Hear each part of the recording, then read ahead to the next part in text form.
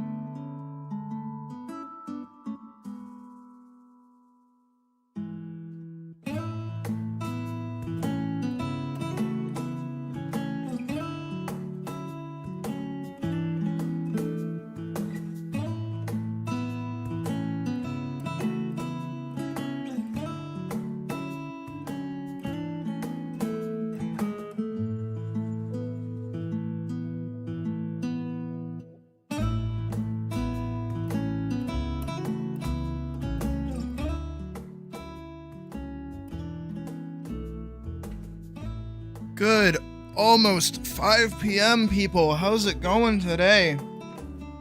Time got a bit away from me earlier, so we're starting 5 minutes early because I didn't start streaming until 5 minutes ago. Well, 10 minutes ago, technically. Hi, Misty. Hi, Wick. Hi, Jovial. Hi, Cat. Hi, Pocket. Day said he might not make it, so I don't know if he's gonna show up or not. Cool. Hang on, let's hit that sweet, sweet button. Where am I? There I am. How's it going, guys? Feels like just yesterday we were all here when I was playing Final Fantasy XIV and struggling against fucking that fight. That was fun. So today we continue our game dev journey. It's gonna be a rough one. Saying that right now. So I've been looking for tutorials on hitboxes, and they kind of suck. Most of the ones that I've found are kind of doggy doo doo. They're not very good. Because a lot of them, most of them, are like from places where they're trying to sell you like a class. And that shit's expensive. I'm not gonna lie. That shit's like crazy expensive. So today we might have to wing it a little bit and try to in real time learn how to fucking code rather than just kind of like taking notes and copying shit down and doing what we do. Because honestly, I have no idea what I'm doing. Even with all the notes I've been taking. I have a little notebook here of all my little baby notes and how well they're going. Yeah, it's certainly an adventure. So we will be doing that. We may be taking a break later at some point where I'll either hop on Monster Hunter World, not Monster Hunter World, fuck that game, Monster Hunter Wilds, either to hunt like a little bit, or we'll hop over into Final Fantasy XIV because I have been leveling Gunbreaker, and honestly, playing tank in the tank meta is like kind of fun. So we will do that later. I do at some point want to work on Elise's animations. I do really want to do that, but I think I want to save that until we are 100% certain that whatever build we're doing in-game works. Just because right now I feel like putting a lot of work and time into animating something and then not realizing that it doesn't work the way I want it to is going to be more debilitating than most projects when they go horrifically wrong, which is a pretty common thing here, is things going wrong in ways I didn't expect them to. So we will be continuing working with the build that we assembled the other day. I might try to cancel out the music so that every time we open it doesn't restart all the time, because it's a little annoying. But I want to get started first and foremost by grabbing the there's a monster that I had in Free Night. Let me see if I can't find the original source file for it or not. But there was a thing in Free Night, the little monster guy, that I kind of want to try and use again for this project. But it requires me going pretty far back. And I don't really know where I saved most of my old films, so I don't know where it is, but hopefully it should be on this computer. I don't see why it shouldn't be. I just have to remember where I put it, and that's the rough part. But how are you guys doing today? It's a Wednesday, 2 more days till Friday. Called out sick again today, realized I have no fucking PTO, so I'm in trouble. But I get to get yelled at for that tomorrow, but I don't really give a shit as much anymore. Oh, hey. Huh. Did not know that was there. Neat. I'm looking for files right now while, we do crowd work. Adobe bullshit is empty. Where the hell is it? Would it be in here, maybe? Videos? Maybe not. Maybe? Maybe not. Maybe not. There's Delahan. That's pretty old. Oh, nice. Good to hear that you signed up for classes. We like that. I should probably... Nah, what am I saying? Do the same thing? Did I find it? Oh, did I find it? Oh, did I find it? No. No, I did not. Lame. Dude, where did I put all this shit? Portraits? Oh, that's all of her... Okay. Defeat messages. Okay, not fucked up this time. Okay. This is very well done. Where did I save shit back in the day? What the hell? Drawings, maybe? I legit have no idea where I used to put stuff. I was not as organized as I am now, and even now I'm not very organized. Does it win? I want to say a dragon, then it win... Did I make it in 2024? Maybe?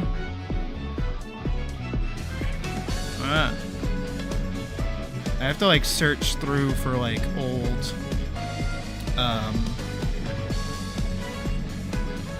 like Adobe Animate projects, which is kind of being a hassle.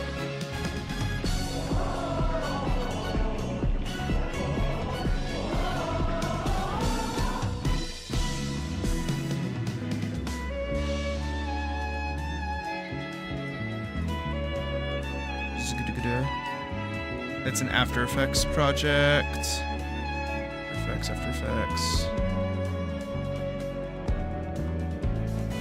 Assets. God damn, I can't find shit, huh?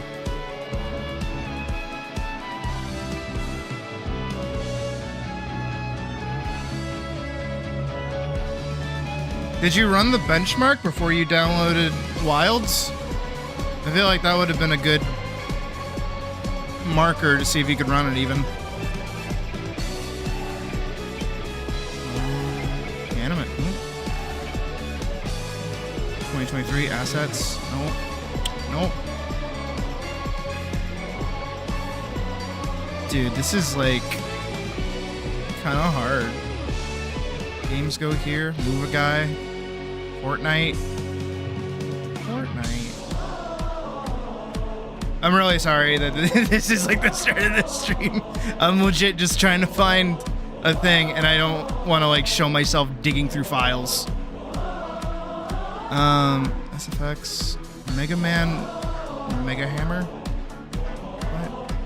Final Fantasy 14 screenshots. Portfolio 2020. Portfolio 2. Oh, that's all old. I gotta find.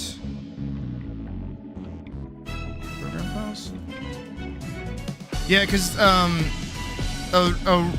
problem with Wilds in general is that it like boots everything the second you open the game.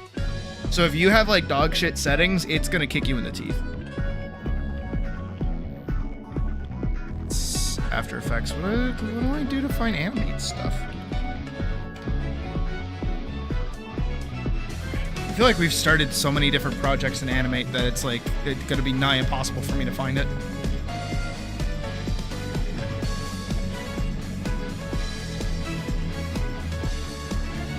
But I am trying to find very specific ideas for later intro screen. This is 11 months ago. Okay, it's .fla.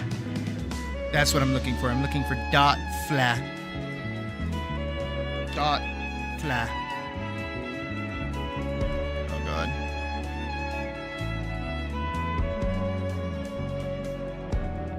Oh god, everything has .fla in it. It works. Back in 2022. Puppet kinda done.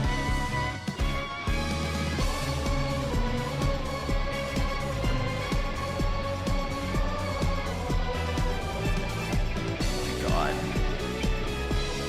He's walking. Oh wait.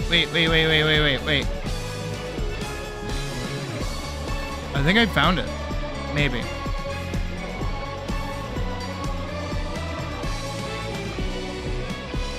Maybe?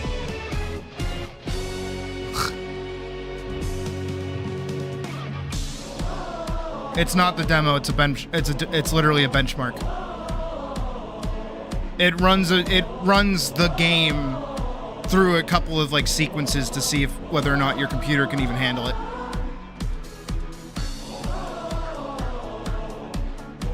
It's Unenchanted. That's a different film that I was trying to do.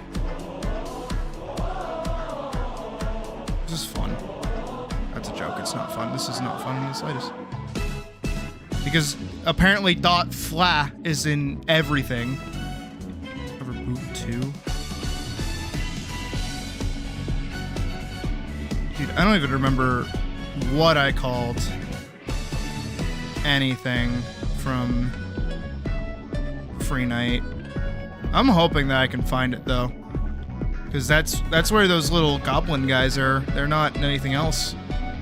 They're more... Hey, is this going back in time? I think it's going back in time.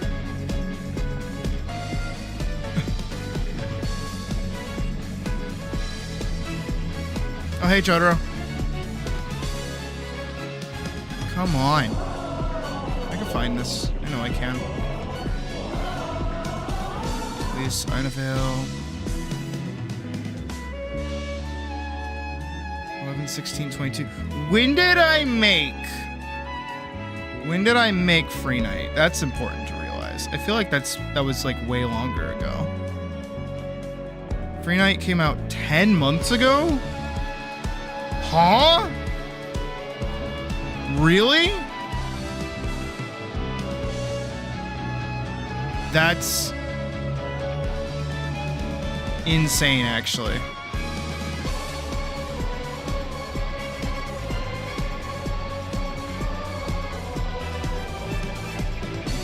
Harder to dancing. Hold on.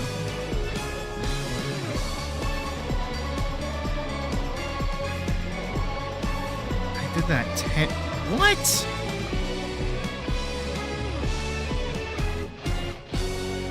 I'm learning so much about my own processes, apparently.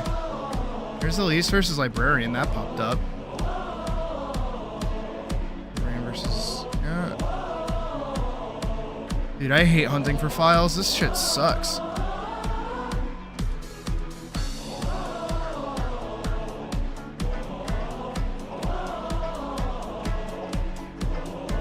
Worst part is that it's still looking. Release 1, Einavale Scene, Travel Old. Maybe I don't want to fuck with it while it's searching. Hold on. Where is that? Go ahead. This is where I seem to have saved everything. Scene 4 backup because fuck you. That was back in 2022. 2022. 2024. 6/7/2024. What is that? What is this? What have I just opened? Can it be it? Can I have found it? No, I didn't find it! Oh, that's different. Okay. Uh-oh. Boss test footage. Okay. No, this seems to be the right spot, because that's definitely where that is. For Superfish? What is this? Oh. Huh. A thing that I made for Puck. Not anything I'm gonna show on stream. It's an inside joke, and you guys would think lesser of me if I showed it. Testing again? Oh, that might be it. Nope, not it. What is this?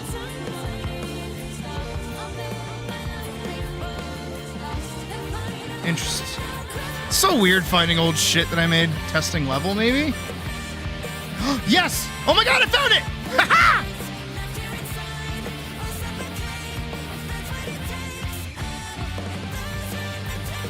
All right, I got the little gremlins. We did it. It just took forever, but I found it. All right, I can close that, close that, close that. I can finally swap over here. Let's hop on over. All right, so these little guys. This is what I was looking for this whole time. Don't need you. Don't need you. Thank goodness. You don't need that thumbnail anymore because we already uploaded it. This little fucker. I don't know where he is though. Oh, he's on the thing. Okay. This thing.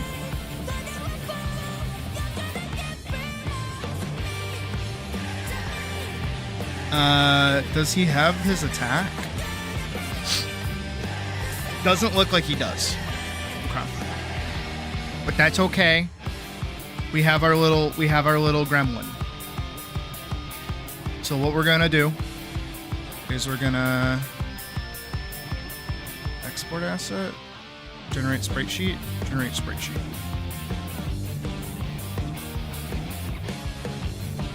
First turtle done. Testing level. We'll do this as little gremlin export. Perfect. All right. So now close that. You know what? Oh, this is M4S. Wait, what's the new one then? I don't know what the new one's called. All right, let's find.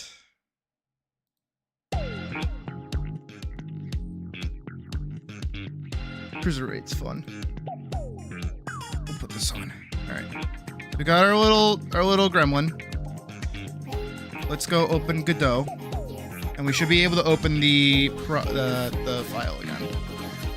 Stream game.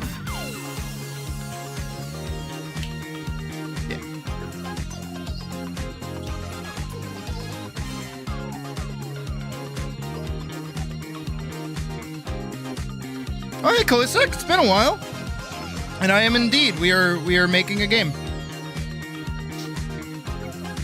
As you can see here. We're slowly learning how to make one. It's going as well as you could expect. There she is. Why don't you show up over here?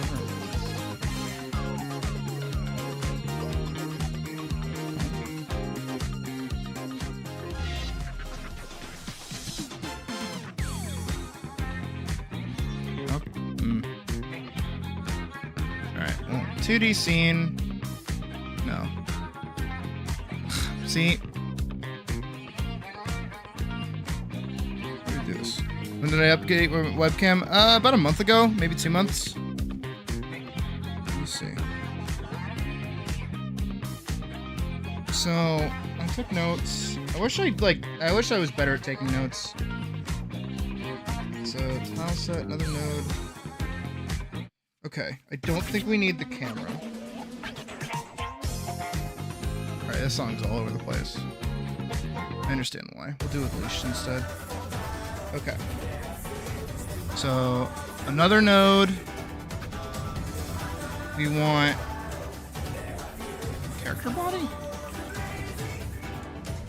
I can spell. Character body 2D. Yeah. Add. Collision. Shape 2D. Shape 2D. Yup. Don't need the camera. Animation player. We'll need that.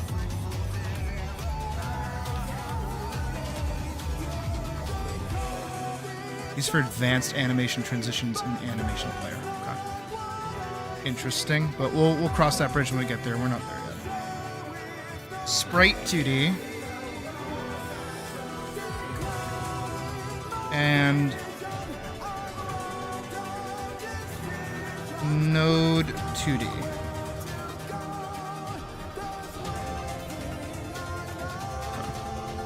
So we've got all our little layers. I want to open out.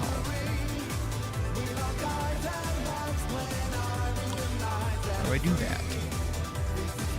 Okay, here we go.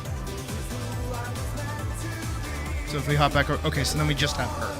Okay, so I can, everything except for the camera, because the camera's following her. Have a good night, Kulisek. Good seeing you again. It's been a while. Hopefully you'll stop by again sometime soon. So, player, just that. Animation editor. This node 2D is where, because the collision shape is connected to the character body, and then that would be there. That would also be there, but then this goes to that, and this goes to that. This needs to be. All right, I need to go. Oh. Open assets, go to sprites, open sprites, open that, move that over. We're gonna go to pictures. I'm trying to remember I'm trying to do this for memory, just using my notes, and referencing stuff that we've already done, not watching a tutorial or anything for this. So I put it in desktop, first turtle done, biatch. I assume it's in assets, right? No. I think I put it in Elise. I did, okay. Right. The resolution's probably gonna be different, but that's okay.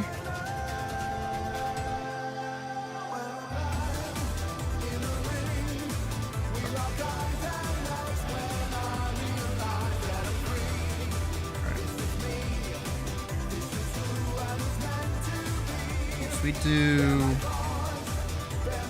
sprite 2D, texture, quick load, little gremlin.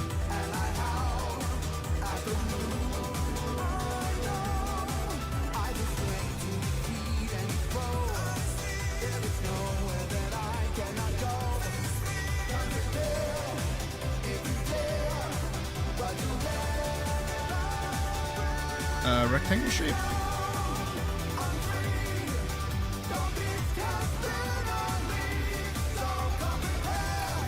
I'm looking for the gremlin.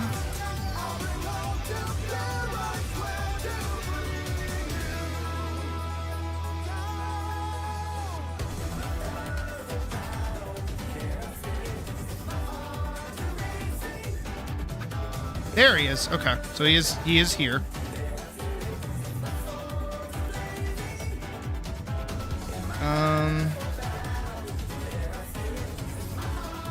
Layers of tree affect visibility.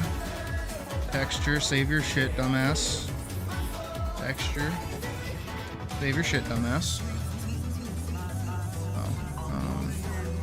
Oh yeah, I do have to save it, huh? I'm saving this. Where's Elise?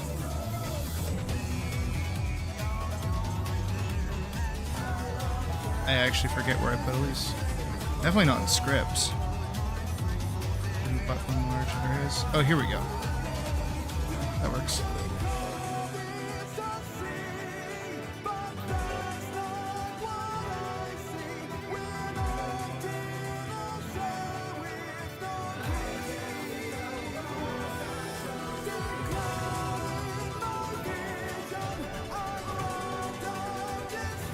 Where's the collision body? Oh, it's just that small. Okay. Yeah, it's, oh my god, it's just that small. That's nutty. Okay.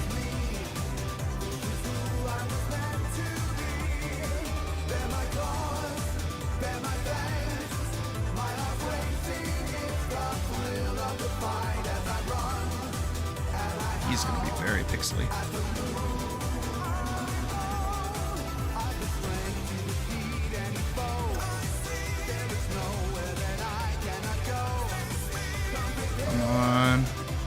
He is progressively getting smaller. Shit.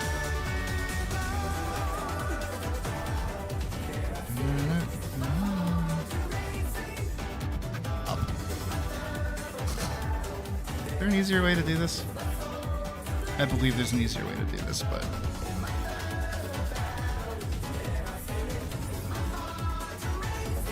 Jesus. Fucking... the big dude. Alright. It is interesting that he's so, like... well-shaped. Is maybe the way to put it? Okay, we're getting there. It's almost big enough to fit in the thing.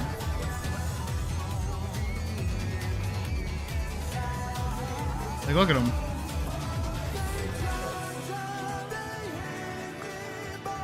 We don't care about giving him an attack animation just yet. So, all we kind of care about is just making him sized enough to fit in the box. And then we're gonna do... I'm gonna try and add an animation for Elise that she's attacking.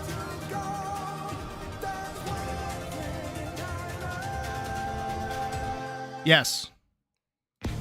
You'll see why. Okay, come on. There we go.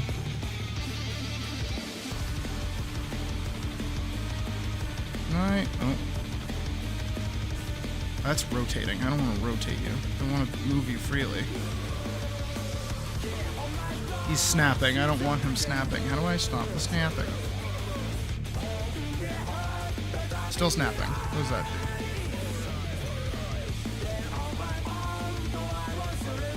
I mean, I don't want him snapping because he's... whatever. Alright.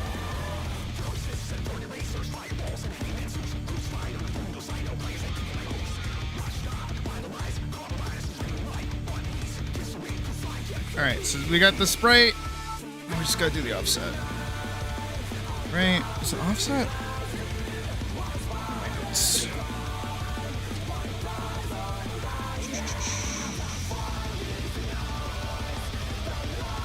Where are we? Offset physics. Save your shit, dumbass. Input project settings. Don't move save. Player animations. Animation players. Interpolate mode to nearest. Do I have that set up?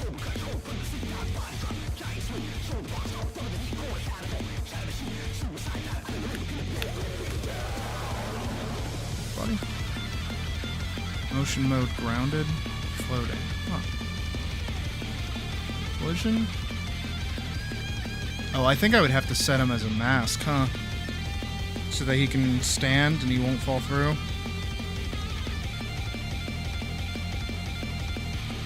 Do I have like an animation of Al doing an attack? I'll probably have to make one very quickly.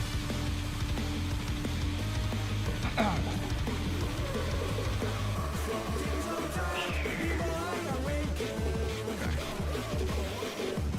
I didn't take very good notes is what I'm realizing. Sprite 2D.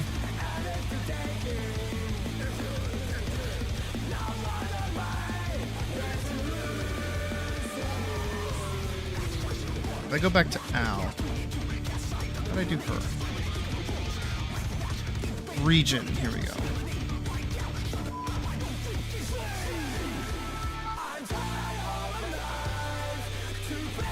Region.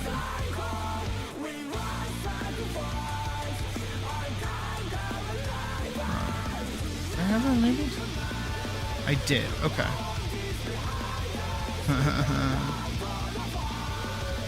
1080. We're gonna assume that it's also 1080 by 1080.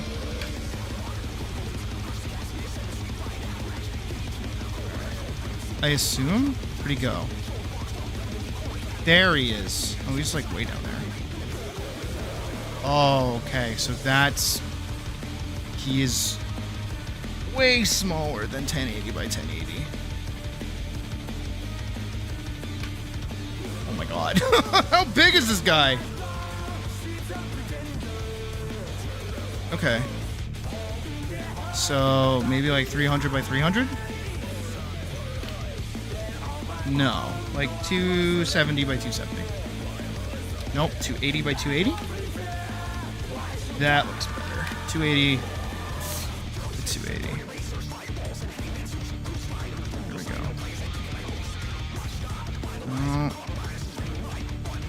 Alright. I'm gonna make him like a little bigger.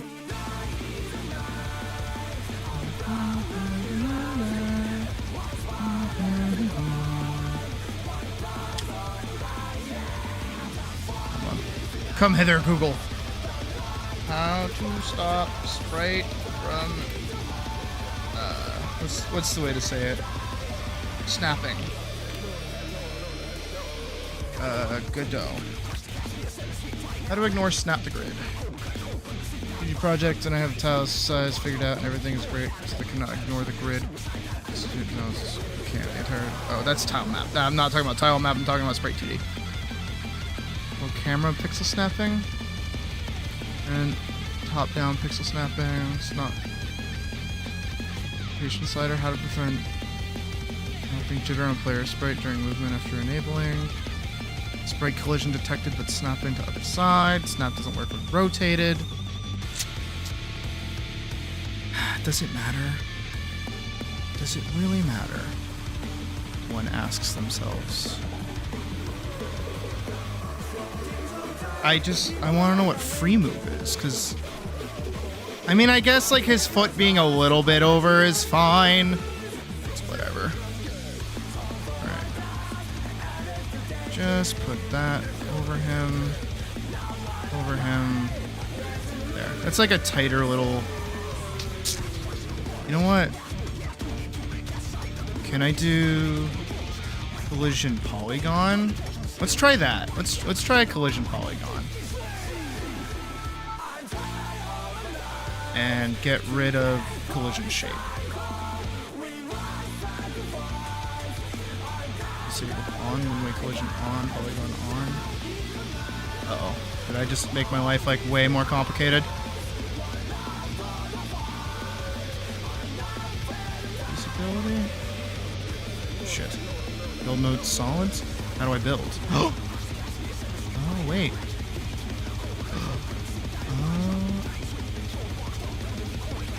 Ha ha ha.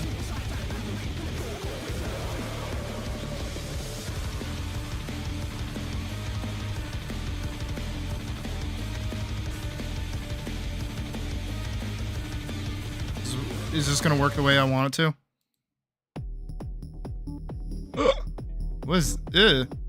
I hate that. Oh my god, I hate that. Can I not move this one?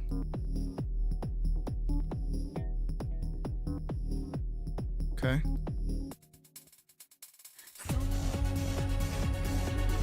I hate this. Put one there. Raise that up a little bit. Oh my god, this is like way too specific. Why am I playing with this? This is such a bad idea. Can we put one over here? I mean, like, I can cover them in it, but like, I don't think that's gonna work really well. I think I should just stick with the square, honestly. All right, so let's undo everything that I just did. Throw back in the square. Call it a day. Okay, there's the square. And then this thing we can get rid of. I wouldn't know. All right. Let's start coding this little fucker, huh? Okay, so I gotta like structure this in my brain hole. I wish I could have like a little note thing off to the side or something for writing all this, but it's okay. Hey, Vorkson. Okay, so if I go look at Elise, where's the... So the script is playing in the player animator. Function process. If player controller direction 1, direction -1. Okay. Everything else about the player is here in player controller. Okay. So this is the thing that moves them around. Okay. That's an in-player controller. These are all variables.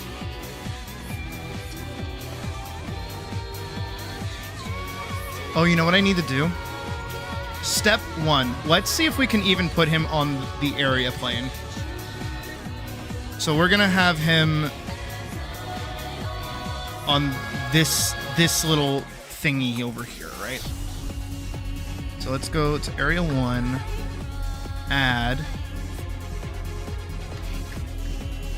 Or is not even how I do it. No, link. It's a link. Okay. Character body 2D. Open. So let's actually rename this enemy 1.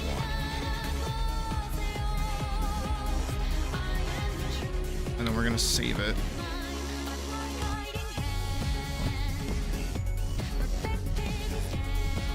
That's connected to everything.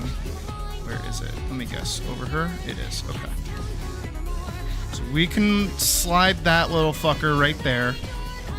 And what I need to do is the same thing that I did for her, where this. So collision object 2D. Collision object 2D. Collision. Okay.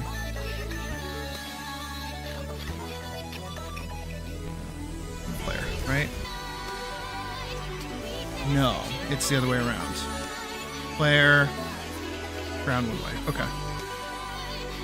Player. Wait. It's not considered.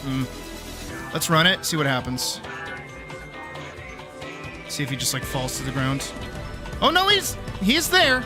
Oh, he's like a block. Okay. I can't even like run through him. I wonder if I don't have the player selected, right? For him. Nope. Still.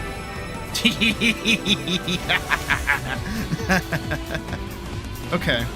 I should set him up as a one. Oh, fuck. Alright, I should set him up as like a one-way collision, maybe.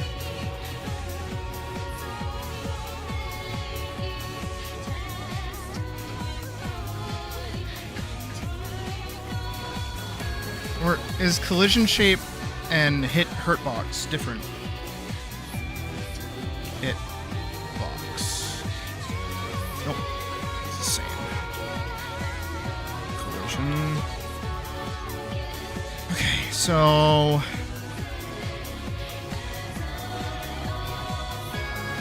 I mean we've added him and he's there. So that's good.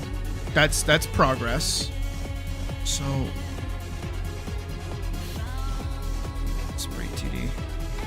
I think what I'm gonna need to do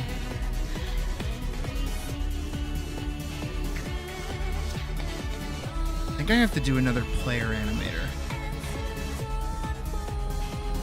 Just because I don't want to do another one of them. Let's hop in here.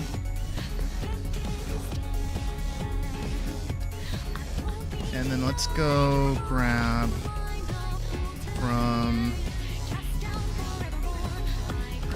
Where did I put it? Is it in pictures too?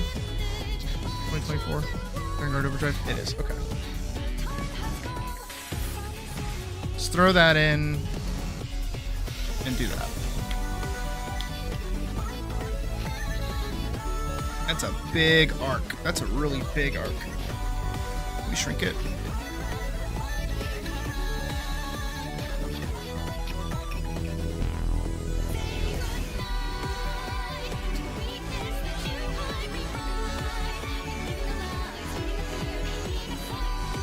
We'll put that under her. Yeah.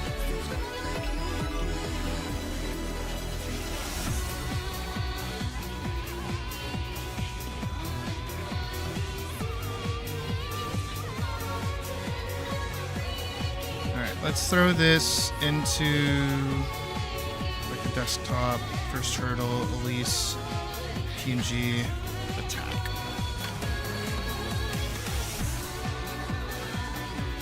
Right.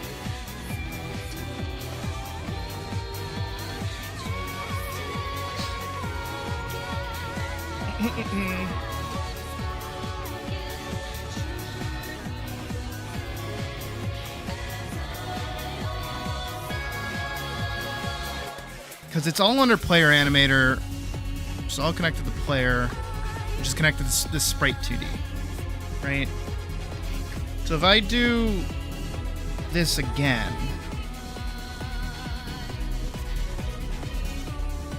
but with a different sprite 2D.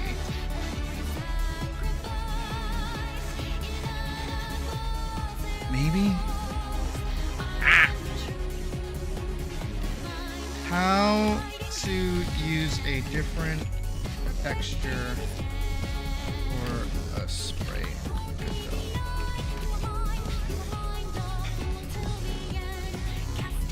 Texture property, sprite sheet mastery, variant, how to change the texture and code, use the image texture sprite when it enters specific area.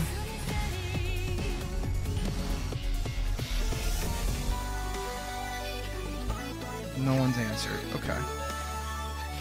How do I change sprite texture in GD script? Trying to make a 2D dungeon crawling RPG. My player sprites uses character body 2D. This. Can't find a simple way to change the texture of the sprite. First place. Started part of the documentation here. Teach you how to use the editor, the concepts of Godot, and how to structure two small games. One in 2D and the other in 3D. Not what I need right now!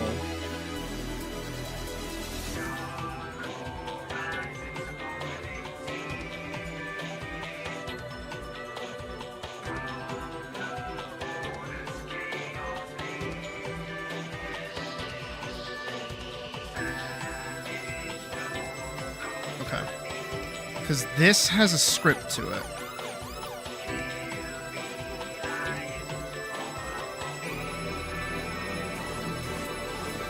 What if this might break it?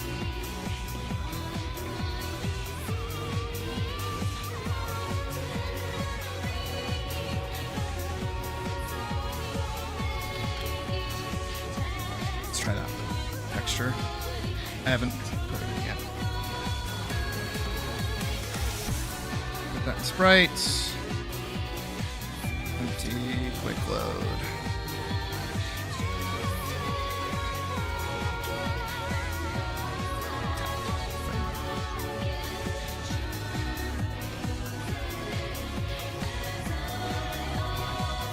There, go back to 2D.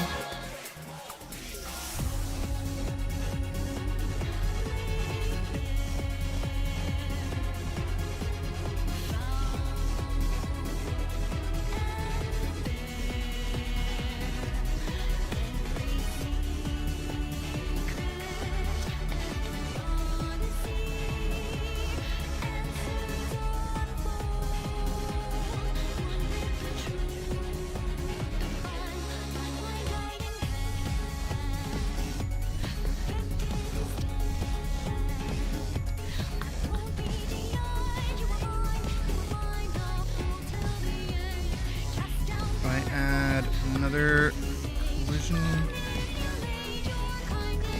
shape 2D.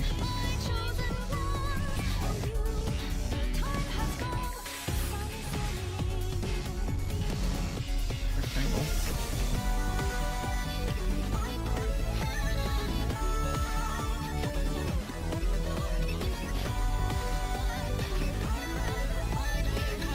Why is this not like being where it is?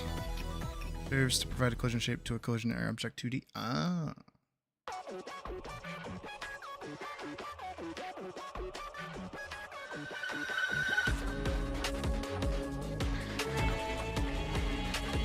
So if I remember right, animation player. Animation new. Attack. So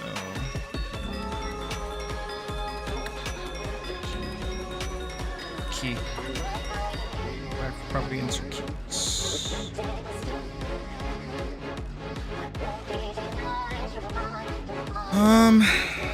Last for 2 seconds.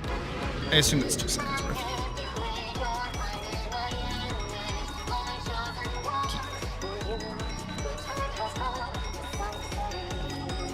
Motion shape.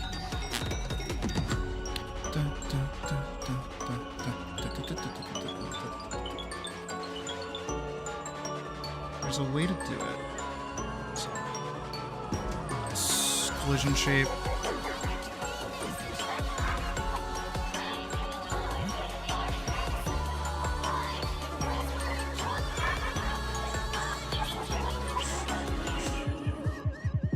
Alright, I'm curious to see if we run it.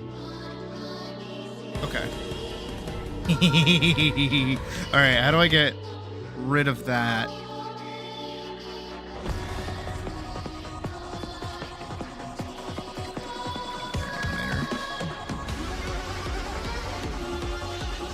Maybe it's in the script. I'll have to flip character sprite. There's movement animation.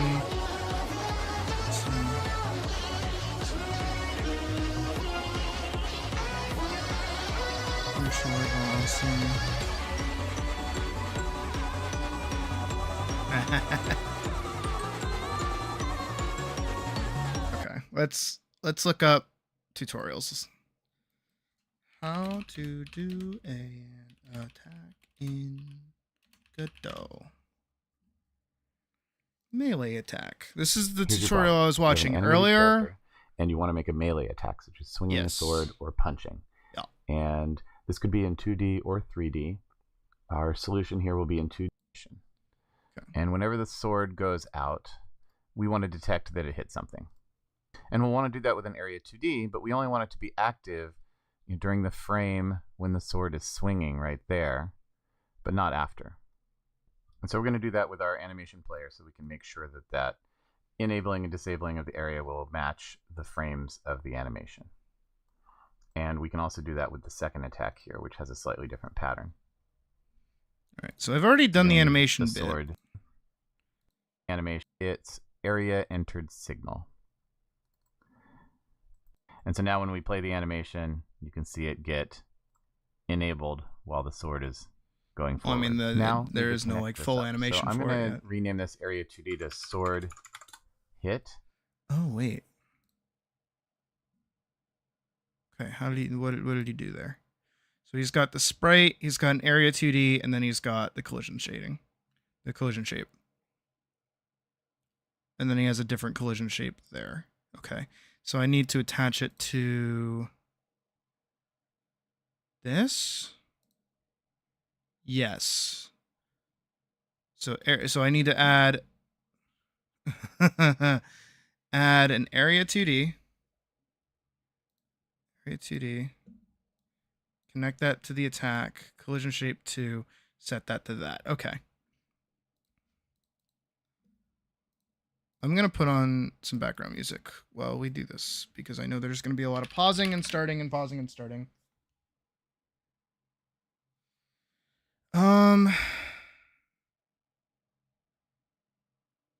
Minecraft music usually goes pretty good. I'm just trying to find it. Oh, Stalker's also pretty good.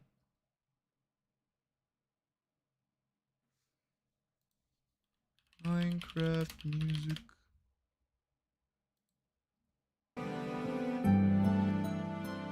Okay. Done on loop. Okay. And I'm going to connect its area entered signal.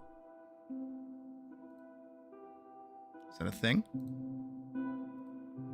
Oh. Area entered. What's he doing?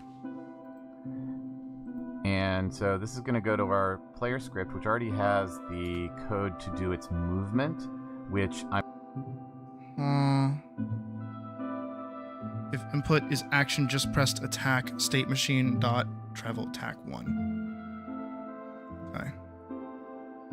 Which, if I go to player controller, is action just pressed as jump. If I go to project settings, input map, yes. Add new action. Attack. Add, and I'm gonna do left click. Left mouse button, okay. So left mouse button is our attack button. So if I go back to player controller,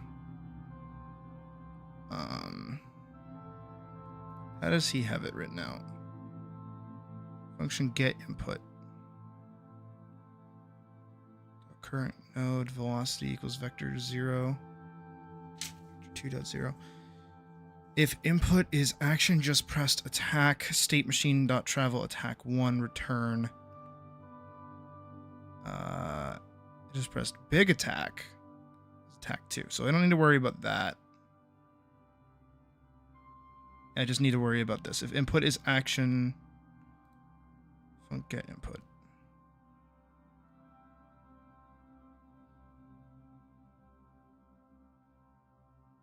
Okay. I wonder if I can type that in here. If event, no. Because there isn't really an if else. Maybe. If event is action underscore pressed attack and is on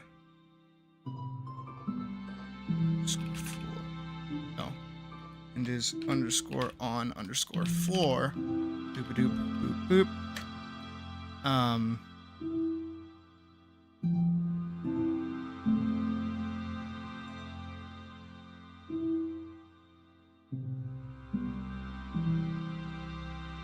Can I set my velocity to 0?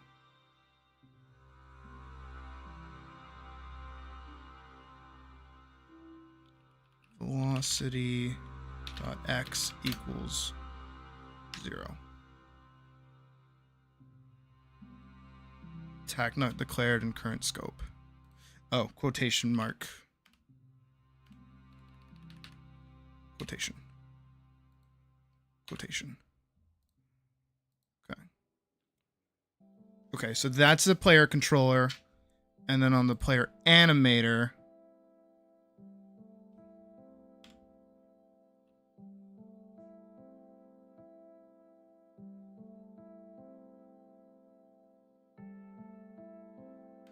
maybe. Animation underscore player dot playful. So if I go back here,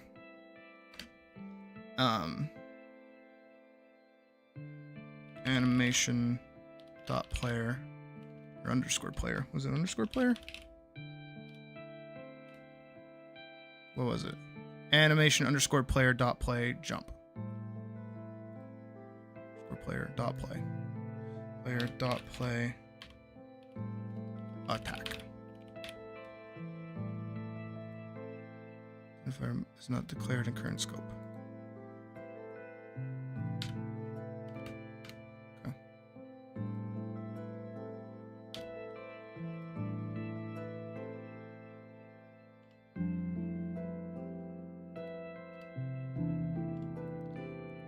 If your underscore controller. There's no velocity transcript for that, so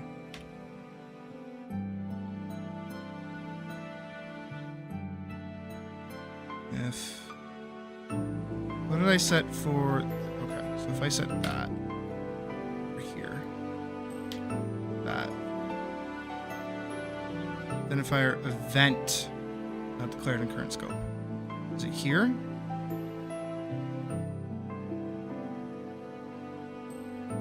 Event is declared there. I don't know what I'm doing.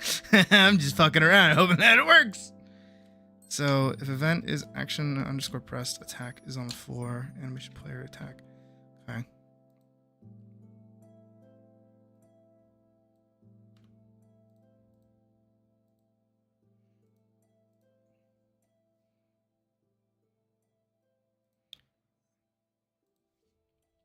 If input not declared in current scope. Delta is never used in the function underscore process. Okay, that doesn't matter. Input is never declared.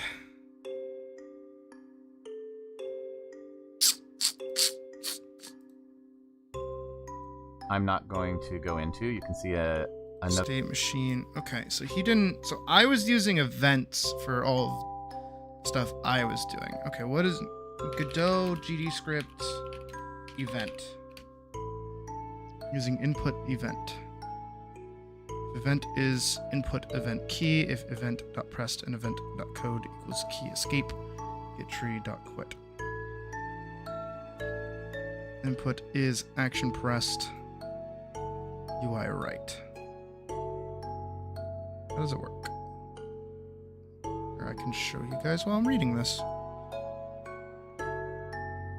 Every input event is originated from the user player, though it's possible to generate an input event and feed them back to the engine. Useful for gestures. Display server for each platform will read events from the operating system and feed them back to the root window dock. Okay.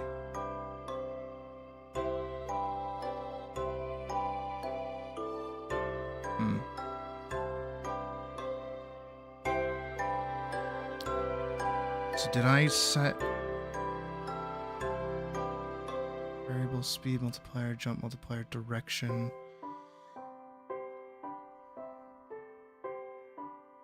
Function. Oh. Wait, I don't function process. That might be my problem. Because this is the player controller. Would this have...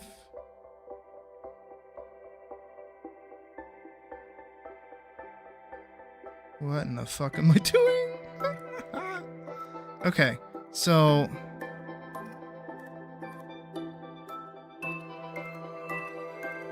What did I add? Where did I add this? Okay, if event is action pressed attack and is on for equals 0. So if I hit play,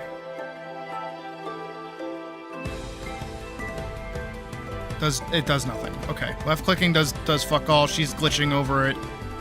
Okay. How do I?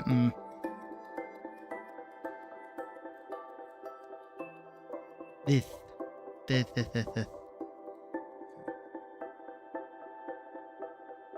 Event is action pressed, attack, and is on for velocity equals 0. Sounds right.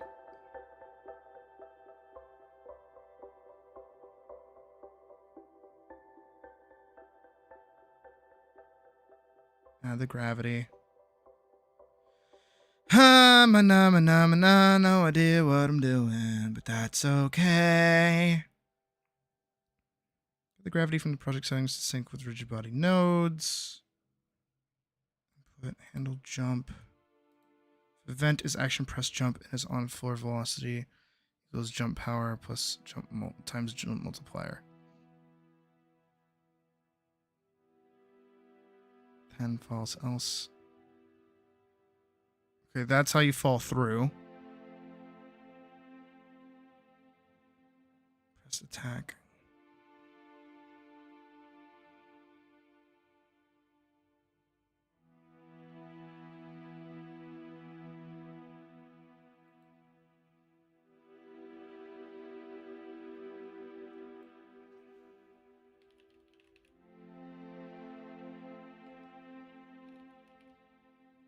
It doesn't register that there's an animation player there.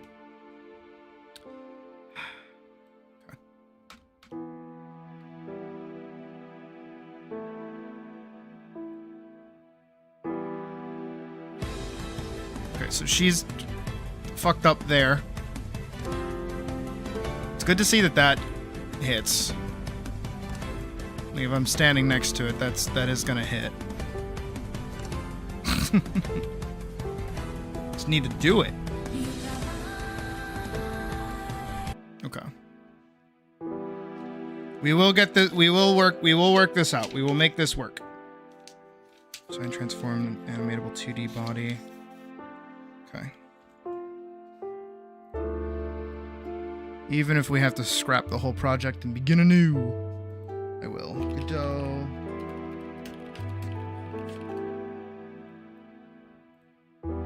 Probably pull that up. Actually, I should copy that, put that on YouTube rather than searching on Google.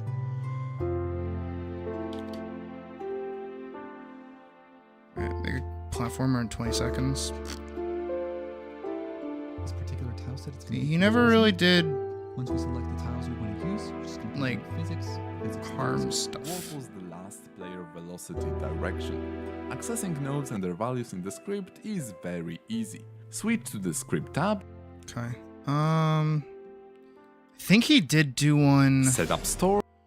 on how add enemies and traps to your game. Here we Your go. game already has a great gameplay mechanic, but there is still one problem. It lacks a challenge. We'll go through an amazing journey to add enemies, health system, double jump, and more to Adding a power double up your jump, game okay. experience. A treasure awaits you at the finish line. Ready to start? Let's dive in and begin here with health UI preparation. I have an idea to permanently show 3 heart symbols that will represent player health points. To do that, first open any of your level scenes. You should already have a canvas layer. This is a UI node that sits on top of your game elements. Okay. I don't, because I did not follow this guy's tutorial. Maybe we do. Maybe that's what we do. Maybe we follow this guy's tutorials today. Because he's only got the 3. He's only got the 3, and I feel like he goes over more code. Maybe. That 'Cause this is... You already have some basic skills in creating a Godot game, but now it's time to go. Yeah, this is the original tutorial Set set up that I store. wanted to watch. Those are shorts. Those are lives. These are playlists. These. First one. If we take a look at our animation, Okay. if you're just starting your game development And he has a tile map players collision. or you're trying out a new game engine, it's good to start with basics. 2D platformer game. We'll create it in Godot, a free and open source engine that will allow you to create your first dream project. We'll be touching a lot of concepts, so stick to the very end to collect all the badges. If some of the workflows require revision, don't forget to explore video chapters at the bottom of the video. After each chapter, you will receive a new badge. Let's get those let's badges, install people, Godot. like a Visit Pokemon the trainer. website, click download latest, and then Godot engine. After installation, we'll create All right, let's make new. No, not new scene. We're gonna make a whole new project. I'm entirely comfortable not saving anything that we just did. Let's go back to Godot. We're gonna start a brand new project. You know what I kind of want to do?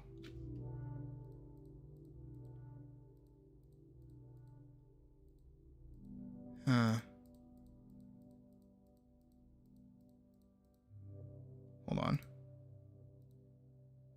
Test level, testing again. Allocation. I have to have scene 4 temp background. I'm opening some animations. Okay, that's Dullahan.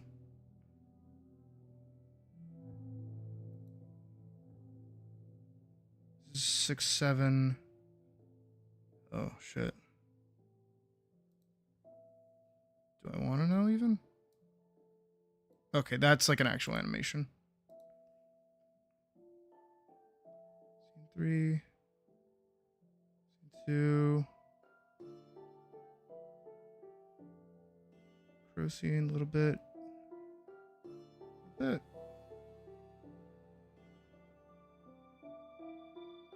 Police versus boss. Okay, this might actually be the one that I want.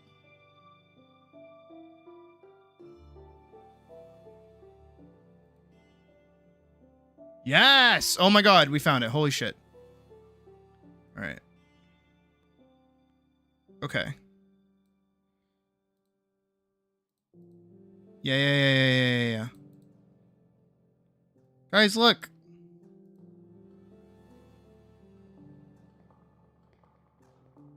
It's Dullahan.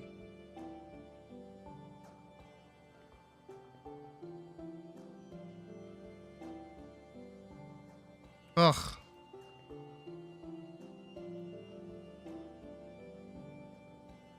Damn, she got bodied.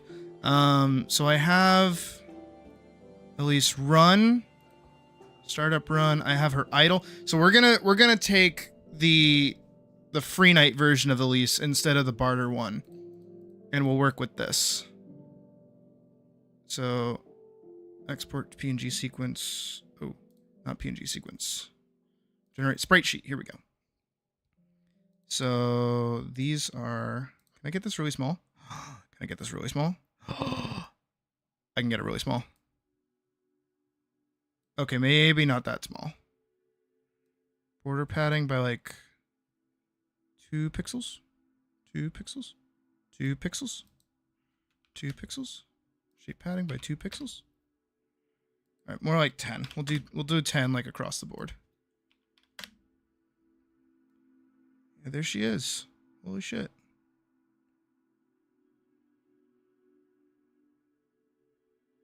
Okay, that should be like an... Can I get everything like lined up next to each other? Yeah, nothing down. Everything across. Okay, I like that.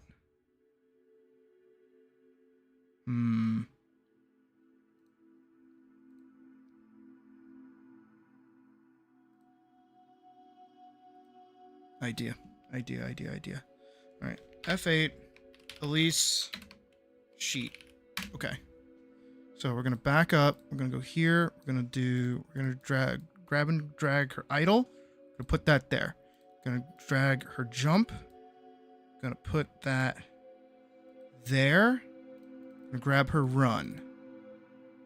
Oh, where'd that go? Shit. Called it Elise sprite sheet, right?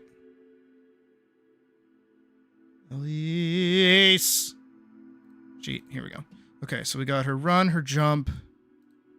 Well, no, we don't have her run yet. Now we have her run.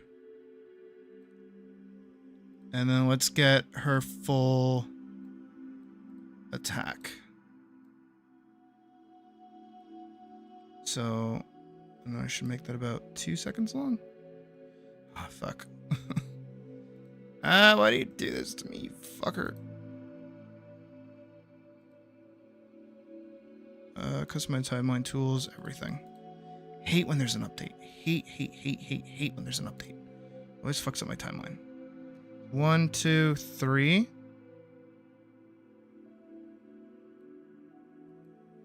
Okay. As far as I know, everything runs fine. Oh, nope. Need to scoot her up a little bit more. Okay. So...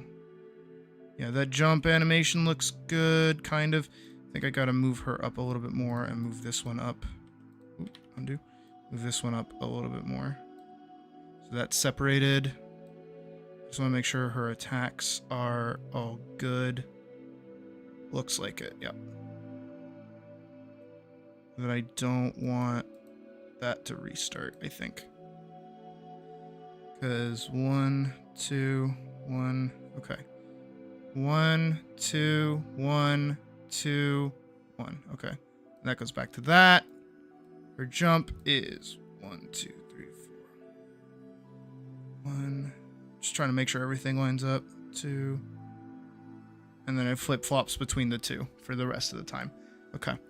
And then her idle, yeah, loops twice. So she's good on that front. So I think that's everything for all of her animations. These should all hopefully be relatively lined up. One can hope. And then what we're going to do is we're going to go down here and we're going to grab...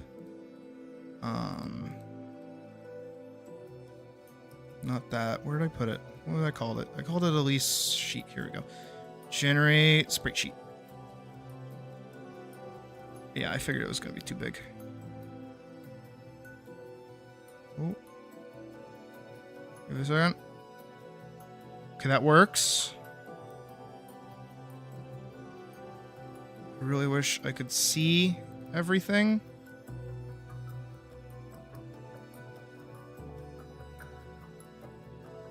Again, I really wish I could see everything.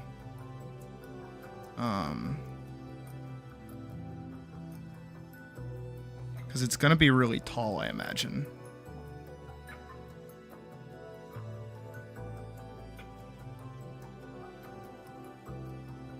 Why can't I make this window bigger? Why can't I zoom out more? Oh, there we go. Okay.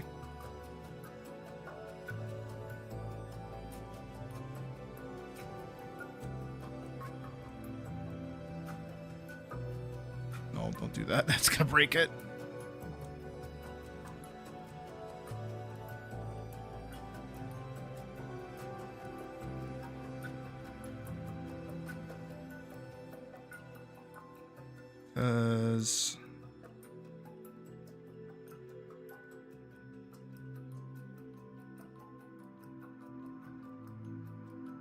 Maybe, actually. Maybe it won't. What are these frames down here?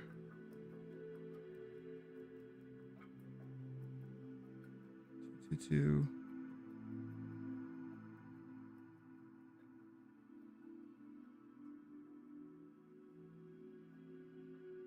This is gonna get dicey and like weird really quick.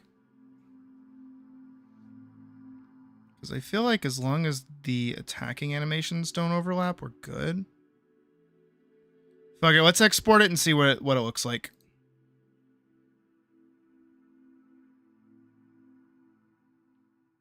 Oh, I forgot to do that earlier for Ginger. Yada yada yada yada yada yada yada yada yada yada yada yada yada. Where is it? Did I put it in stream updates?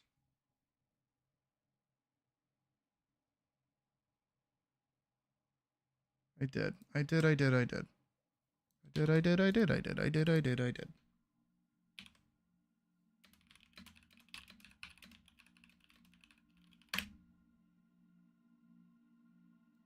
And we will pin that. I forgot to do that. I'm supposed to do that every stream. All right, let's go see what that looks like. In desktop. In first turtle done. Under release. Holy shit. Oh my god. Okay.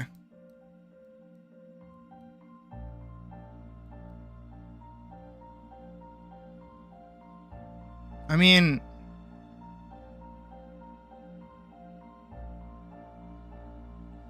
I feel like...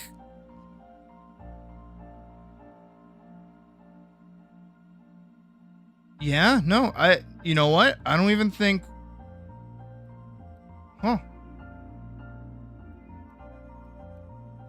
I have indeed pressed the funny button.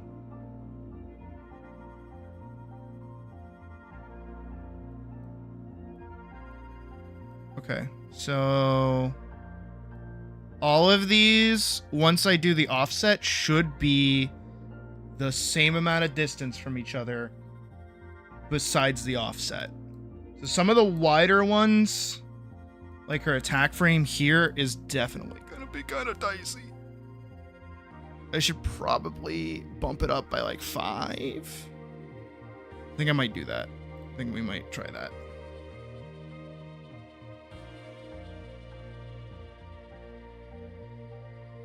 Export sprite sheet.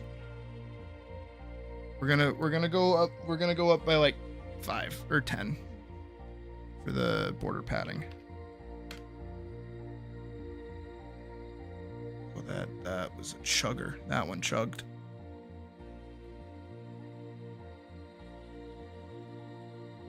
We didn't need the height so fucking massive. I think we could cut the height down by like more than half.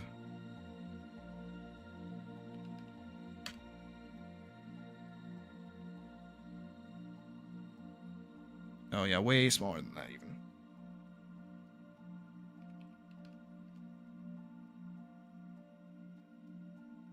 There we go. That's a way more manageable.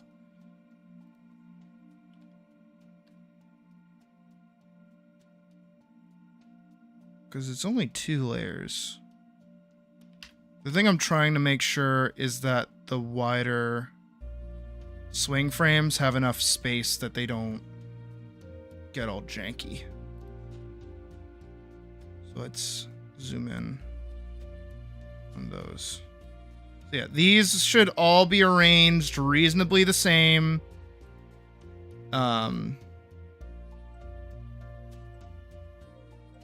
Again, the worst part is definitely going to be how wide some of them get. So that offset is definitely going to be a little interesting. Huh. Is it by shape padding?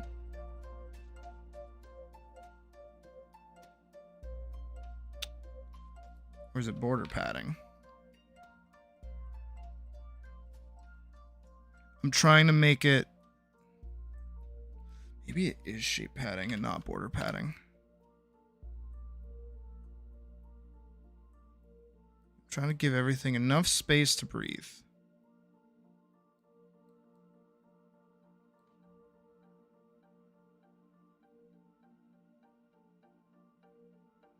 Yeah, I only just cut down the height, so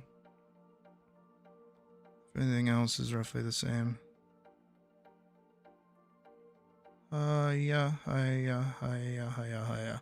Okay. I feel like this is better. All right, so we're gonna do FK underscore Elise underscore sprite sheet export, and then let's do the same. I don't think I can. Not on test level anyways. Because we just have their idols.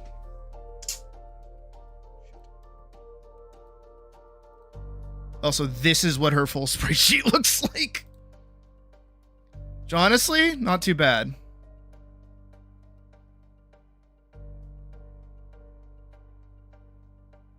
Yeah. No, she doesn't look that bad. So we've got her idle, we've got her jump.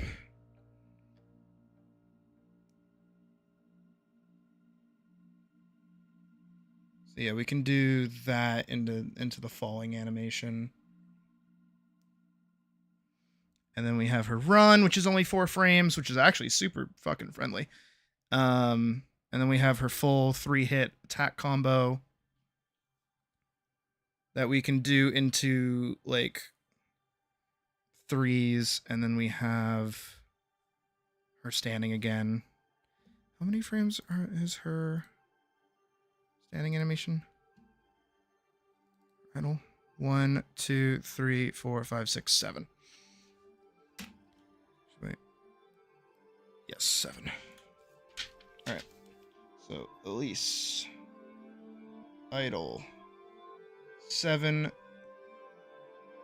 frames on 4s. Okay. Jump. 4 frames on ascent. 2s. 2 frames on 4s descent.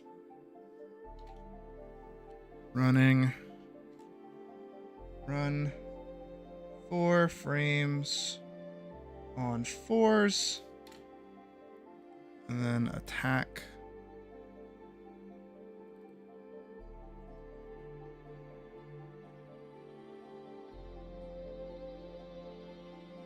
Is here we'll do 2 4s, 1 2.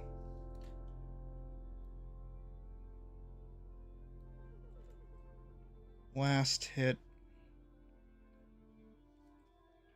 is 1 2 3 4 5 6. 6 frames, 2 2 2's recovery.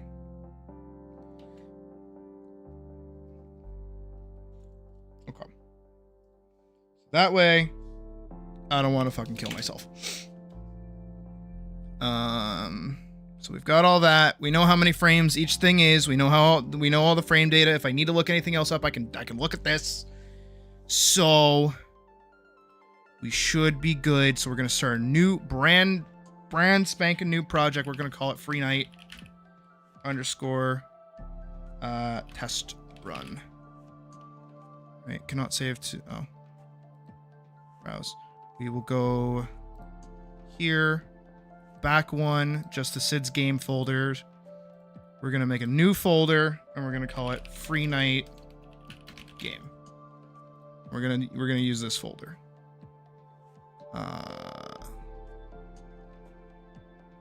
Supports desktop platforms only. We're gonna create it there. Bada bing, bada boom. We made the game. Sweet. So we've already crossed over. We'll start with 2D and we'll go back to the tutorial.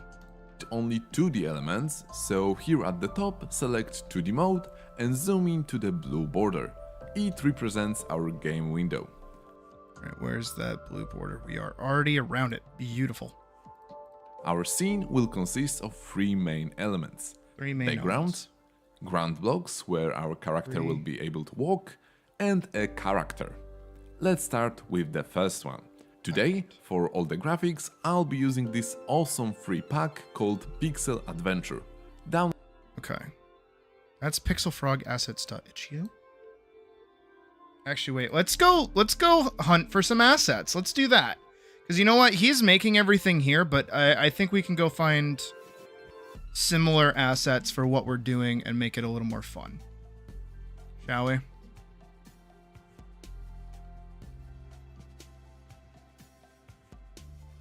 Treasure Hunters Pirate Bomb.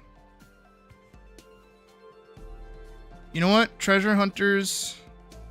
Oh no, this is very pirate themed. Oh. Kings and Pigs.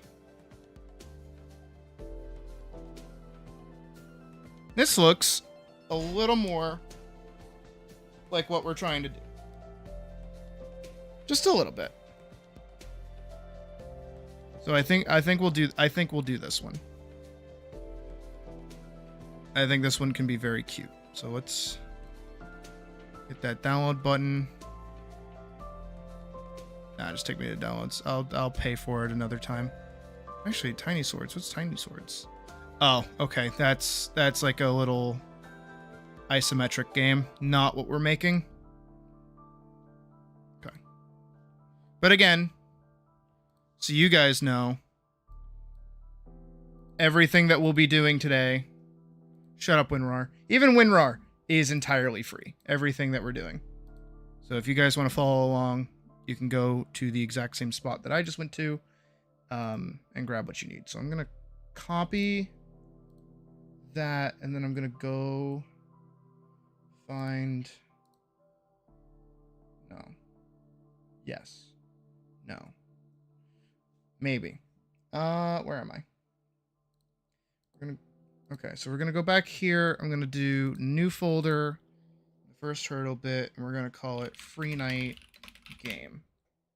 Gonna do that. Gonna move everything into there, and then I'm gonna paste Elise's sprite sheet in there as well. And then I'm also gonna run, and I'm gonna find the gremlin. No. We're gonna leave the gremlin alone. We're just gonna have her fight little pixel dudes, I think. So I think we're good on that. So let's hop back over and watch our tutorial guy. Download it from the link below. I'll take the green background image and drag it into the Godot file system section. Okay. We are going to organize this a little bit. So we're gonna do new folder. We're gonna call it assets. Then we're gonna add another one. We're gonna call one sprites. Yep. Create new folder. Call one scripts. Basically doing the same thing that we did before.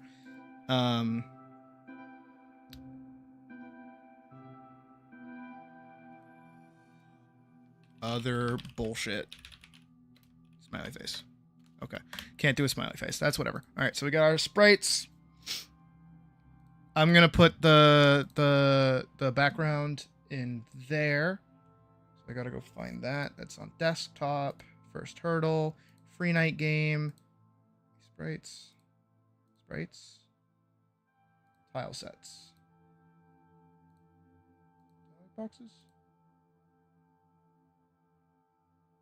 Bomb box, pig with match, pig hide in the box, pig, king human.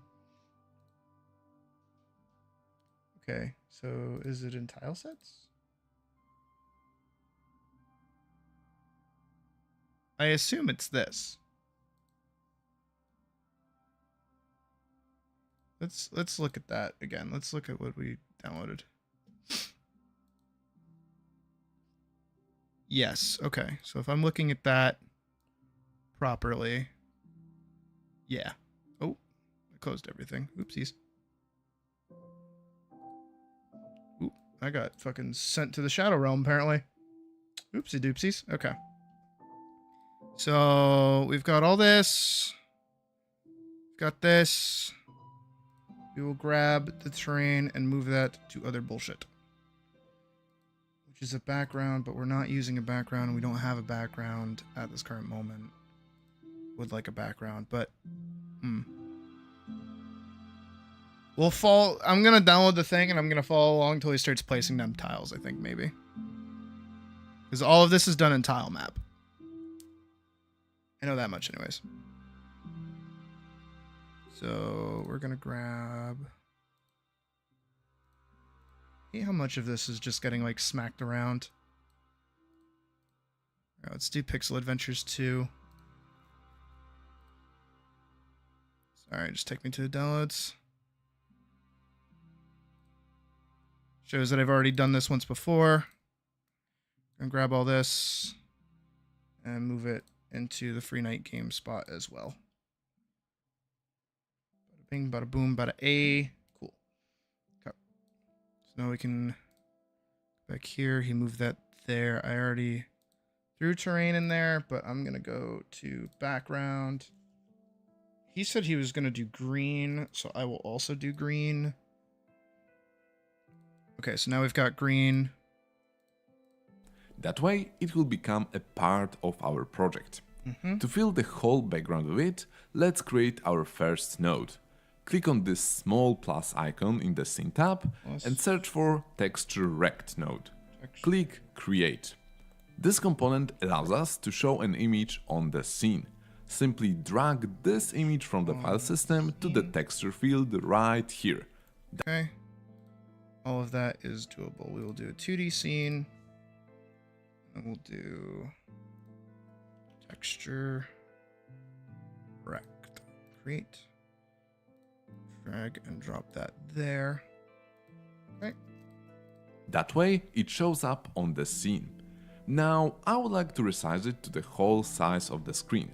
Resizing manually is not a good idea because everything may break after the window resizes. What we need to do is to click on this small green icon at the top and from the Anchor presets select Full Rect. To learn more about Anchor presets, Okay.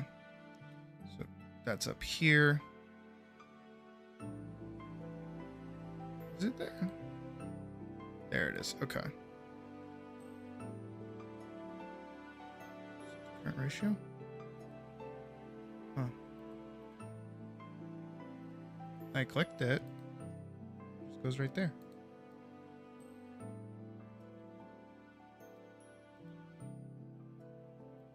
you can check out this video. That didn't work the way that he did it. Click image on the scene. Simply drag this image from the file system to the texture field right here. That way it shows up on the scene. Okay. Now I would like to resize it to the whole size of the screen. Resizing manually is not a good idea because everything may break after the window resizes. What we need to do is to click on this small green icon at the top and from the Anchor preset select Full Rect. To learn more, Why that no work?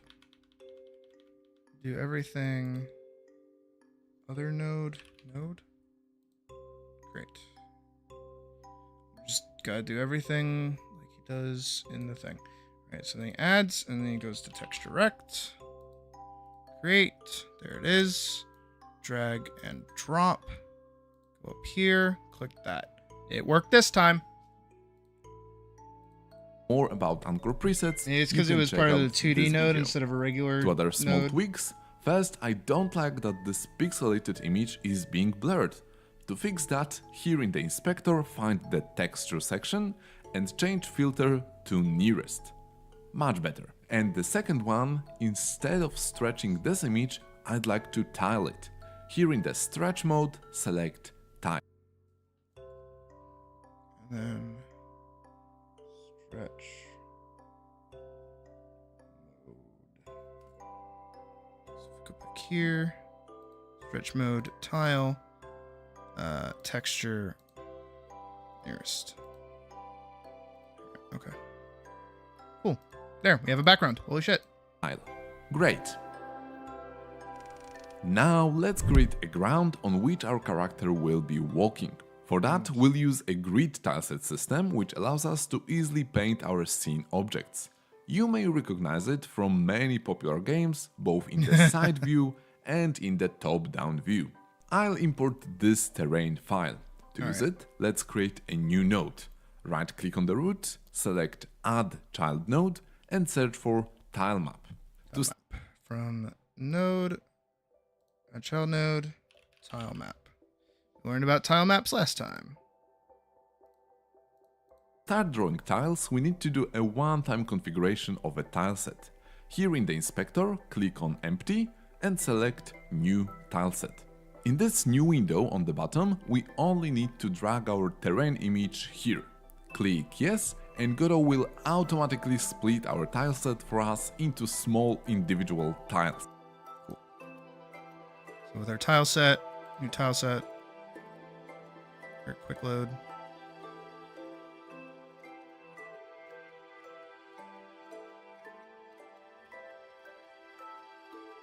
Load.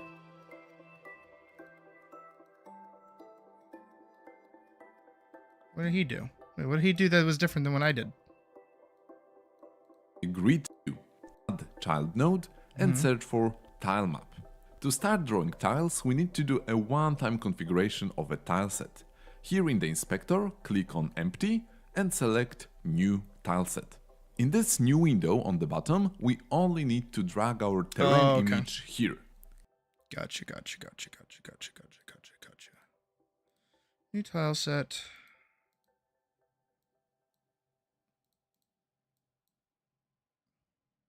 Tile set. Yeah, Alice's texture was modified. Would you like to automatically create tiles in the Alice? Yes. Cool. Perfect. Awesome.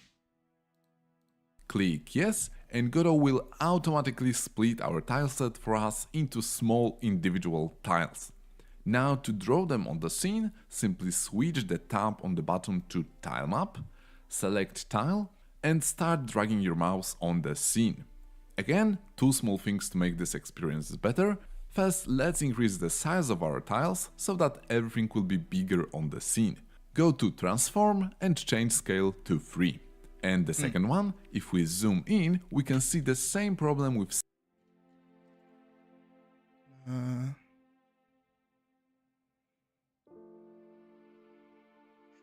Transform. Set scale. Texture. Nearest. Yeah, because everything's really small there. So we go to transform, scale, set everything to 3. And then we can go to texture, set the filter to nearest. Hopefully now we can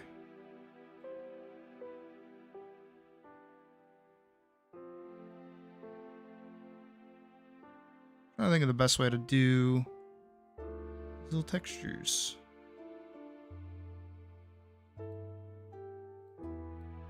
Ooh. That's right. I got a tile map. Set. Nope. Tile map. Tile set. Select. Nope. Why won't it let me draw? Something's different.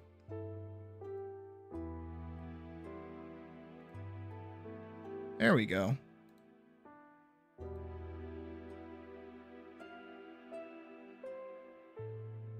So we can do 1,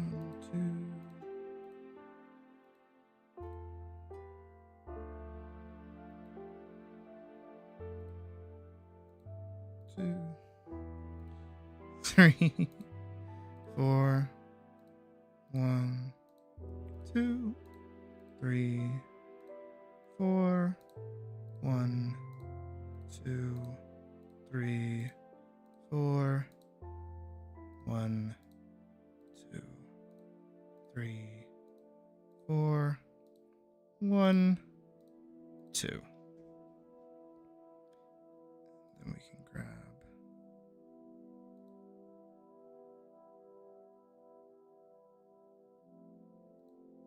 that one.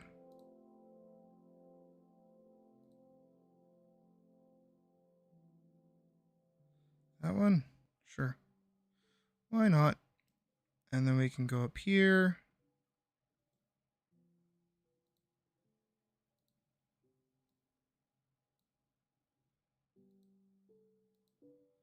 And just start setting that on up.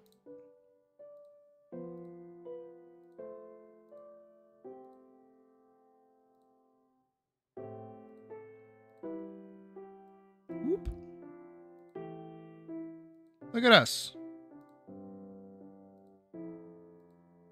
Bada bing, bada boom. And then I want to grab back up here again.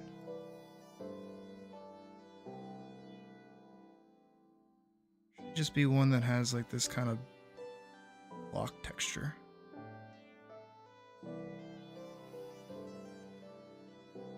Right. I want something that ends up there.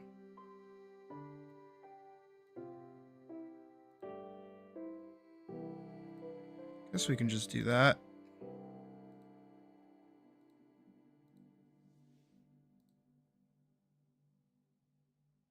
Oh. Yeah, select current. Oh.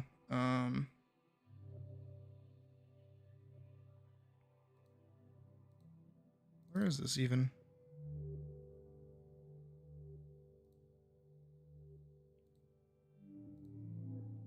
Fuck it. Save it. We ball.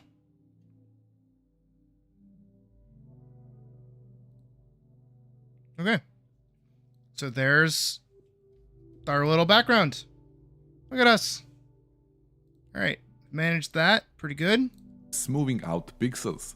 Go to texture and set filter to nearest. Way better. Now is the time for you to become a level designer. You can play with all the available tiles and tools like paint, line or rectangle. You can also select multiple tiles at once and paint them in batches, and when you make a mistake, just use an eraser to clean it. Now I'll take a second to design my level. In the meanwhile, you can leave a like under this video if you're enjoying it so far. Also, Hey, Raymond. All right, we can go here, and now we can start building up the level a little bit.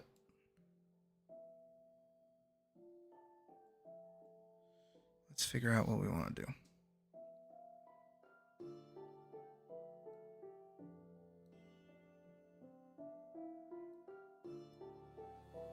Put a cool little thing right there.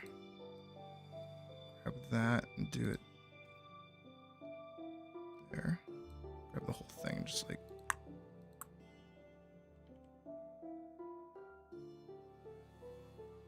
Top like that, maybe?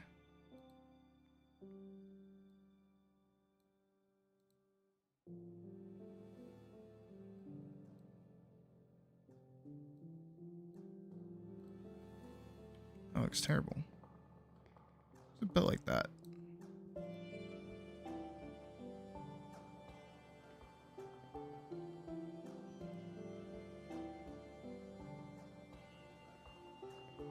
None of this really makes sense to my brain. How this is all constructed.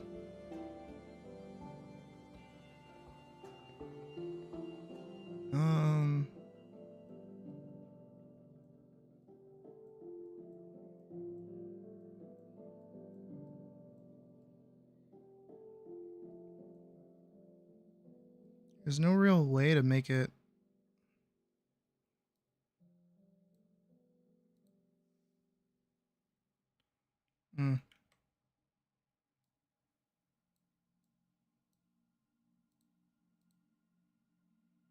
Hee.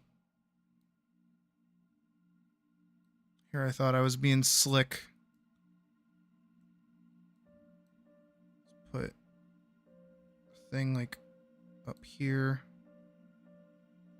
And like a little hard to do jump up here or something.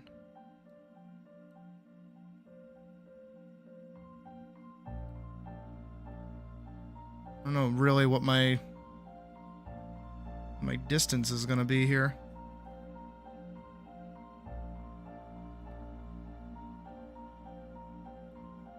I don't know what kind of distance he's going for either. Here is a silver badge for you. You'll learn one more skill related to tile maps later in this video. Alright, here is what I created. I think... Yeah, it's pretty cute.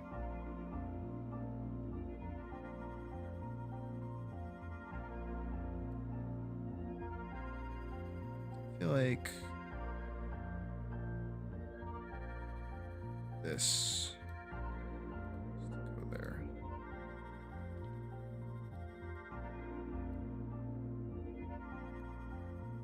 That. Isn't there a way?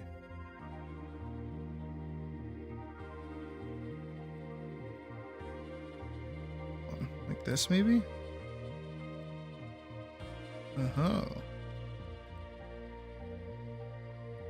Kinda got something going on.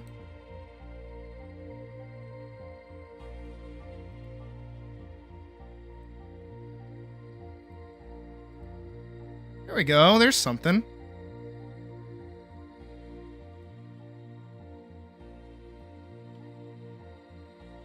I want to do that. That. And nope. Yeah. Okay. So then like that and like that. Yeah.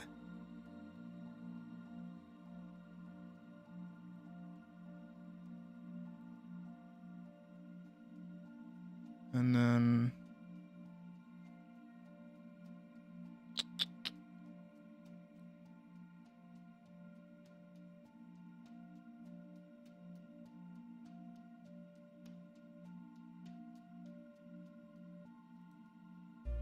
hold on. What we can also do is grab the terrain from this. Maybe? Oh, no, I have to do a tile set. That's what I have to do.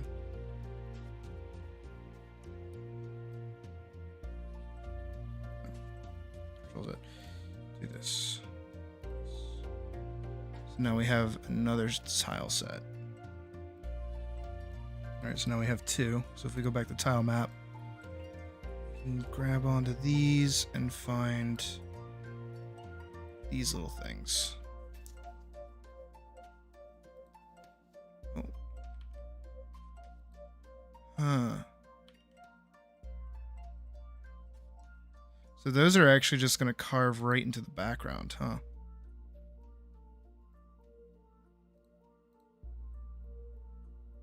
We can have the background pop up occasionally. That might actually be really cool.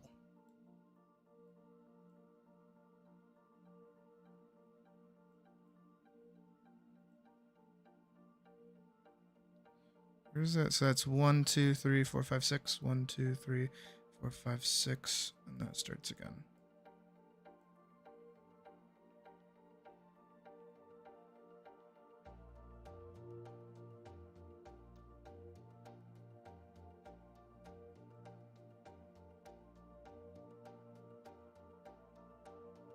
We can hop back over here and we can grab this cool box. Just like throw it there. Then do this one again. Where I struggle to figure out which one works the best.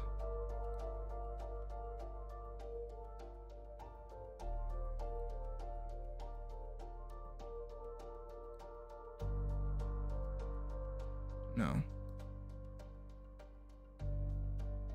Which one of these works the best, I wonder? That one looks good.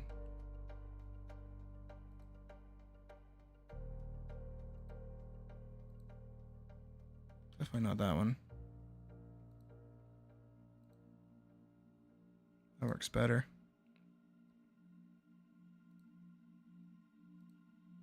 There.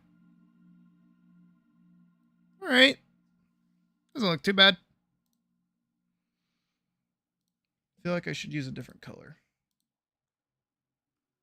for this now. Background. Maybe gray might be better.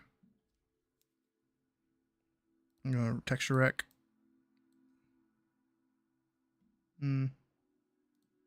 Yeah, it works. Actually, I wonder if I go here, right?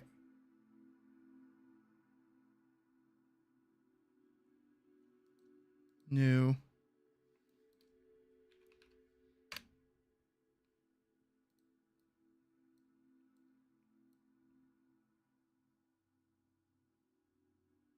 Darker. Let me do like a that.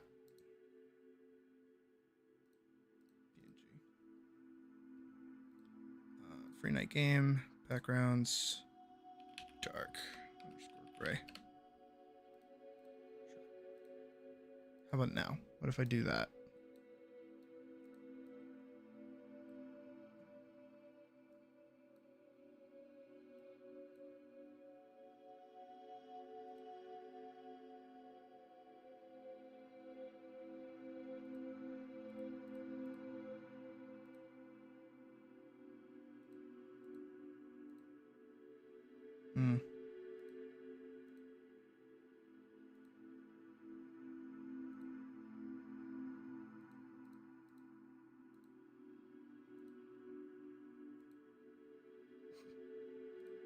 Just do that. Fuck it. And if we hit the play button, that's what we get. You know what? Honestly, I wonder if I do a little bit of like in real-time editing. That. If it'll change how it looks. If I just modify it like here. Doesn't look like it. Okay. But we can just put that in. I don't know if that does anything different, but that's okay.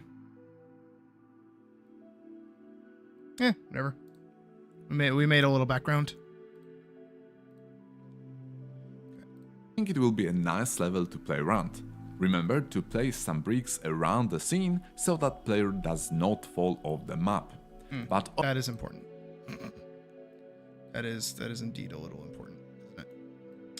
So I can do that really quick. If we go back to tile map. And then I want to grab this. Yeah. Just our simple baby little level.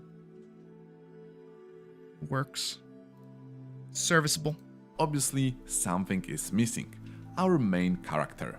Time to create one. Create a new node called character body 2D. It should be a child of a root, so if you made the same mistake, just drag it like that. Character controller needs to have two children. Okay. Sprite that will define its image, and a collider that will define what touches the ground and collides with other elements on the scene. Let's start with the first one. Create a new node called Sprite 2D. Similarly to... Okay, so we're gonna go character body 2D. Character body 2D. We're gonna add sprite 2D. Then collision shape 2D. This gets to be the pill shape. This gets to have the very large. Can I pull this off to the side? I like. No. Okay. To the So how does he background, do it? it also waits to add a texture to it. I will import this ninja frog and set it as a sprite texture. If you think your character should be a bit bigger, simply resize it. And again, just like with all other images, I'll change the texture filter to nearest. Then collider, select the character body and add a new. Alright, so we have to go. This is gonna be extra fucky, but that's okay. So we're gonna add not that. We want to go to sprites. We want to go here, and we want to add that. That's a big boy right there. FK, release sprite sheet. Add that to sprite 2D. Bada boom. Oh boy. Okay. Oh boy. Oh dear. So yeah. She's a little big. But that's okay. We can resize her as needed. So let's do is it offset or is it transform? I think it's offset. So let's do 1000. Oh God, where'd she go?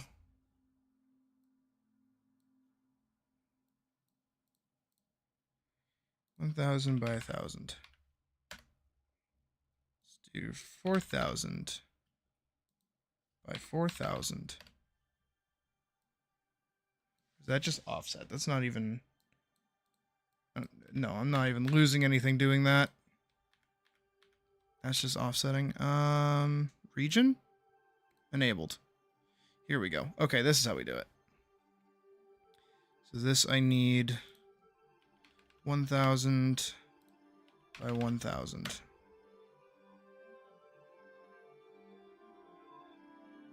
There she is. Okay.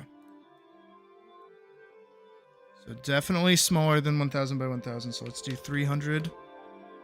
Definitely bigger than 300. So 400 by 400.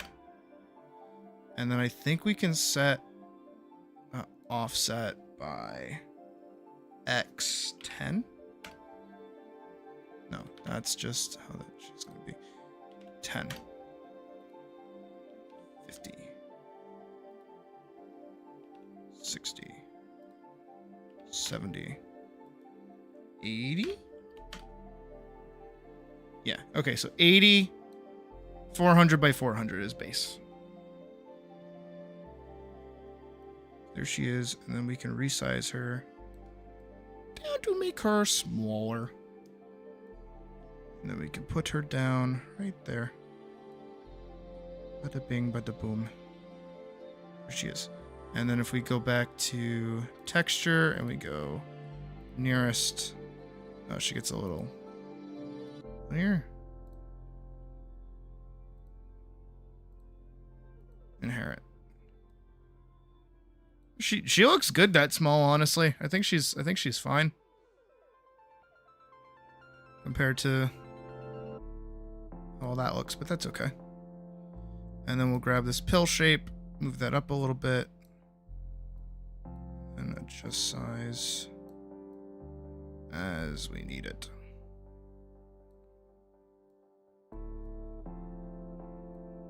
Let's try to get her in there.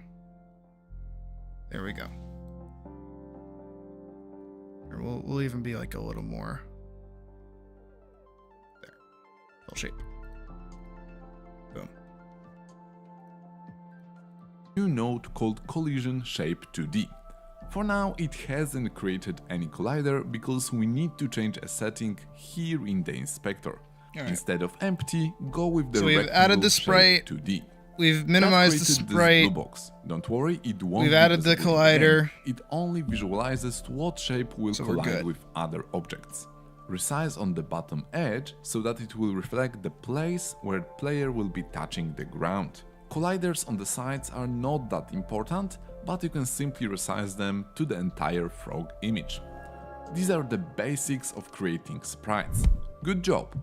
Cool. If you'd like to create enemies, you can do so by using the same node structure.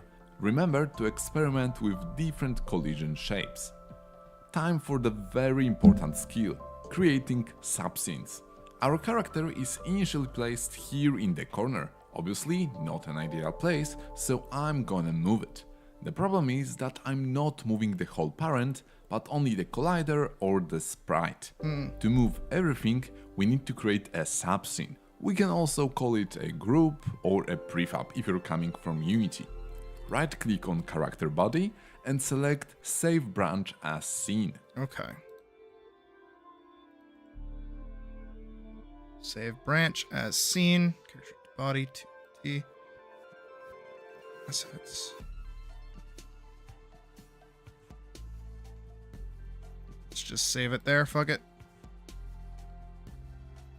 Now we need to set the location. Create a new folder called Scenes, rename our scene as Main Character, and click Save. You know what? That's probably the other thing I had to be saving is scenes. Yeah, whatever. We already saved it. It's whatever. We move on. We move on. We move on. It's fine. It's fine. It's fine. Two things. First, we can now find our newly saved subscene here in the file system. I mean, she's right there. So, oh, she is. So now we can scoot that around. Way out.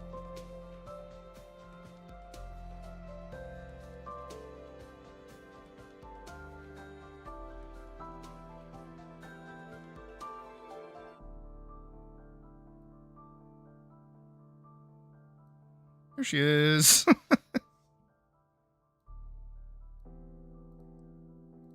Okay. And the second, our few nodes have been combined into this one. I can now freely move this object with all of its nodes at once. If you like to change anything for this character, just double click it. That will open a new tab with only this scene contents. What is really important, anything changed here will also apply to the main scene. For example, I will change the collider shape to capsule, resize it a bit, and press Command or Ctrl S.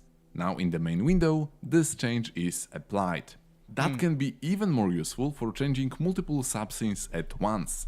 For example, here I have an enemy subscene that I placed a few times in our world. If I open it, change the rotation of the sprite and save it, you can now see that all of the enemy instances have been updated.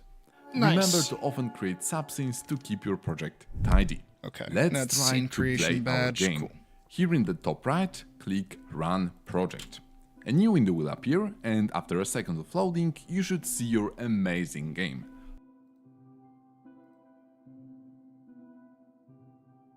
There she is. there she is. Just fucking standing there menacingly. For now, we can't really do much. Our character is not moving. Let's fix that. Go to the main character scene, click on the root node, and click the small add script icon. Okay. We'll Add. So I'm gonna go boop a doop. Close that. Open this. Go here. Go here. Click here. Add script. Okay. leave all of those values by default, but let's quickly go over them. First, you select your programming language. We'll go with JavaScript, but if you'd like to try out C#, check out my other video and follow the script alternative version shown on the screen. Then select a template. Godot has a built-in template for moving 2D characters, which we'll use for sure. And finally, set a file location and name. It's a good practice to name it the same as the scene. Okay. Character body 2D. We're gonna call this character Elise. Because I'm gonna rename that to character Elise. Inherits. He's using basic movement, so we'll do the same. Okay. And then we'll hop over here. And character score Elise. Okay. Click Create. Whoa, as you can see, Godot has switched to the Script tab. If you like to go back to the editor, you can do it here. This is the template code for the character controller. The good news is that it already works and we can test it out. Go to the 2D tab and save the scene. Notice that the unsaved changes have the small star. Okay. And if we hit play. Bye. I knew Next to them. Press play. Now our game starts, the main character starts falling and falls through the map. What's wrong? The problem is that our whole character has the collision, remember this blue box shape, but our ground does not. No the game ground simply collision. doesn't know what to collide with. The fix is very easy but requires a few clicks. Select the tile map in the Scene tab, then here in the inspector click on Tileset, then Physics Layers and click Add Element.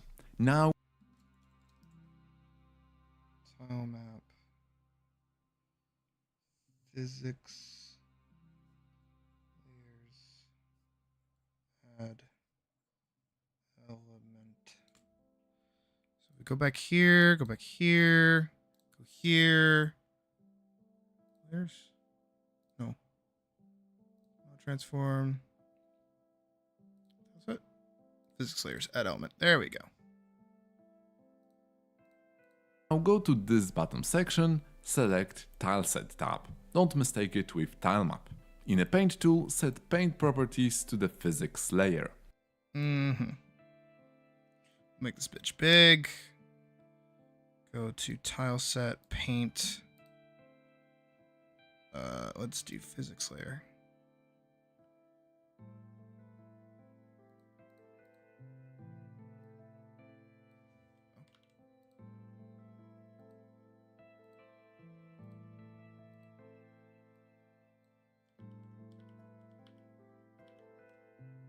What did I do? What is that?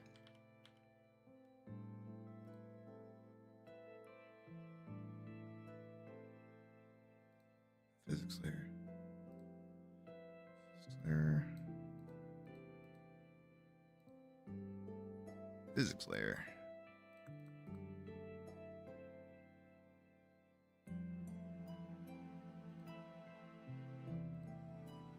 Snap.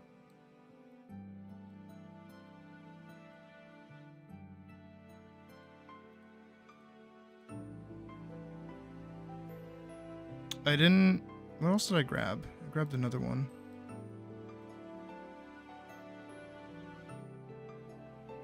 This is going well.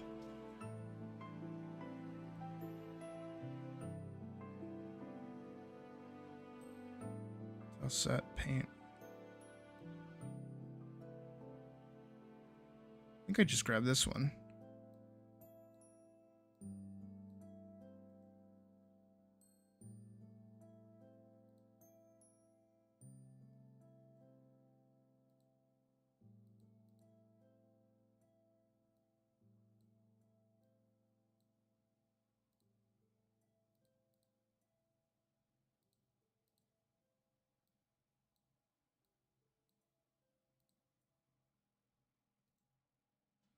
Okay. And finally, paint all the tiles that should collide with the player. In my case, all of the ground tiles and the rope. And that's it. Now when I press play, our character will start. Okay.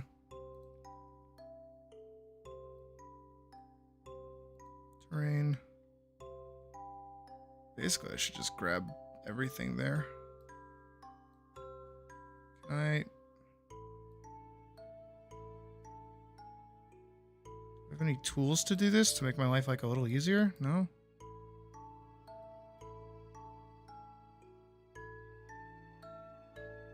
Not that I used any of those, but that's basically how it goes. Okay. There's that, so now if I hit play. Oh, she's big chillin'. She moves and she jumps.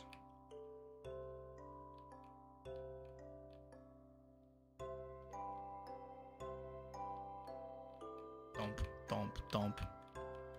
Okay.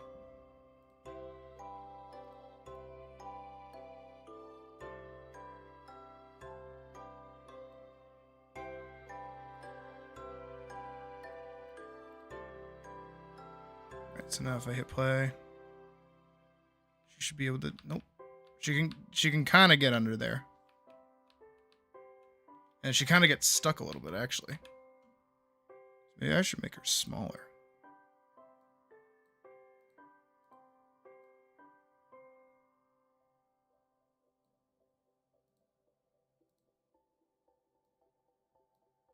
Spray 2D. Just make her like a little smaller.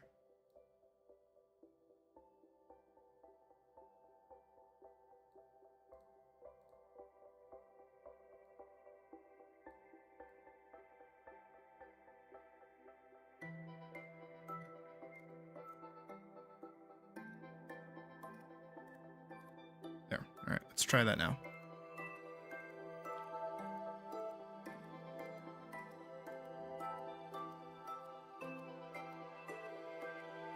That play button. All right, well now she can kind of slip on through.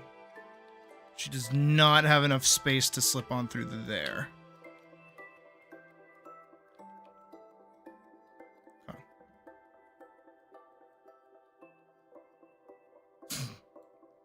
This area is just like too big for her.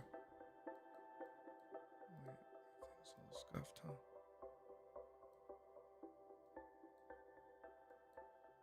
There we go.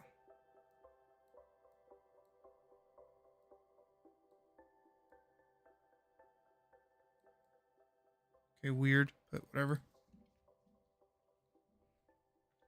So she is way too small to fit in down here. Duly noted. But that's okay.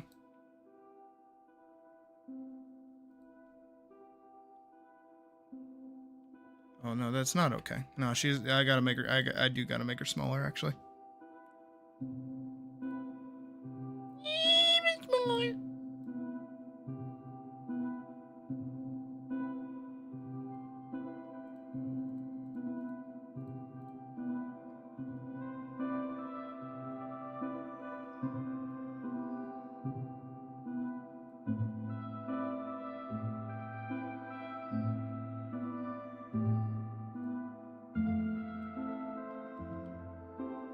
Oh, wait.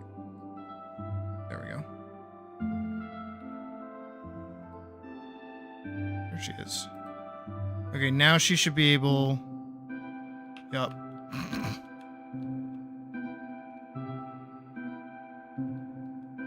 She could bonk her head.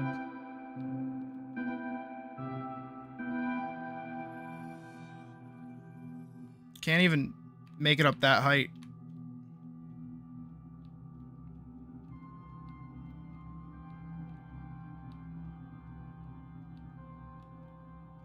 But it's okay. Colliding with the ground. Perfect. To control it, use keyboard arrows, and to jump, press space. Congratulations on creating your first movement controller in Godot. Before we move on with a nicer movement, I'd like to quickly go back to our sprite appearance. Currently, it just stands without any life. We can easily fix that by giving it a simple idle animation. Go to the main character scene. I would like to replace this sprite with a node that enables animation. Right-click on it and select Change Type. We'd like to change it to the animated sprite 2D. Our image disappeared, but don't worry, we'll quickly revert it. In the inspector, select Animation and next to the sprite frames, click empty and select new sprite frames. I'd like to use these idle animation frames, which can be found in a pack. Import them to Wait, he Godot, has them separated. and here in the sprite frames panel on the bottom, click add frames from sprite sheet. Select idle animation file. Here Godot is asking us how we would like to split this image.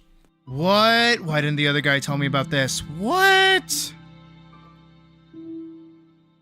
Alright, hold on. Currently, it just stands without any life.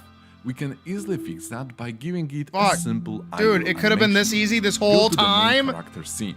I would like to replace this Okay, so we go back over here, here. Change type, animated sprite 2D.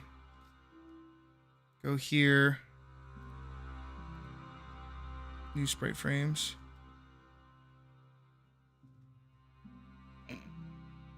I assume you have people coming sooner rather than later. Okay.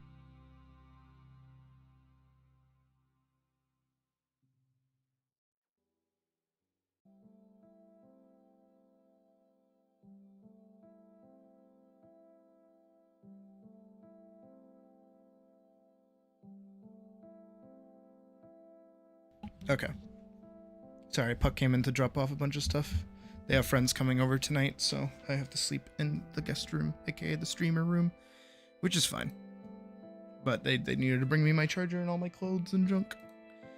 Here we go. this sprite with a node that enables animation. Animated sprite Right-click on 2D. it and select Change Type.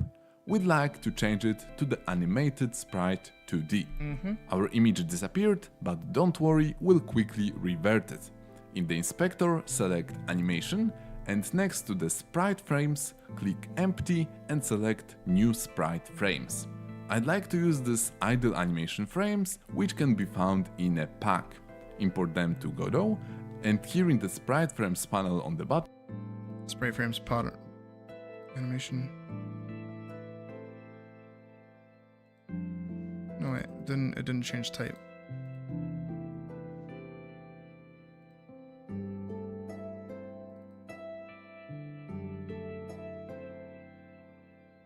What? Did it change type? Oh, it did. Okay. No fucking way. You're sucking my paws right now. Brother, you're sucking my fucking paws right now. You're kidding me.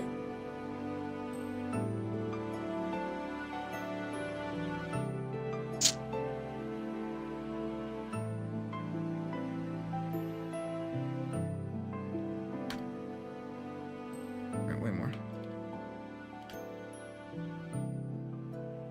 Okay, so the biggest it can go is 128. So let's do 50. Let's do 50. Vertical 20. 10. Okay. And then horizontal, let's go 40.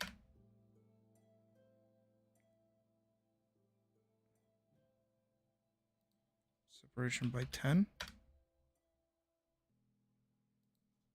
By 10. Offset 10. Negative 10. Okay.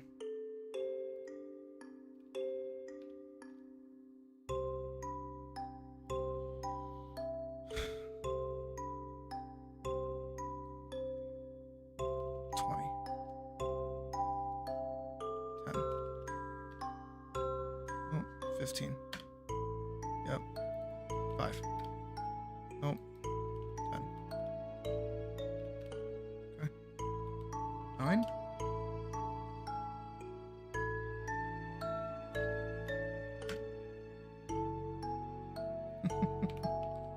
Okay, 8 is too much. 10 is too much.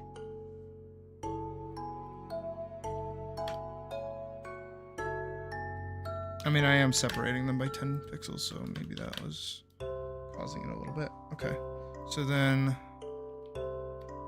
Nope. Let's do 9 again. Let's do.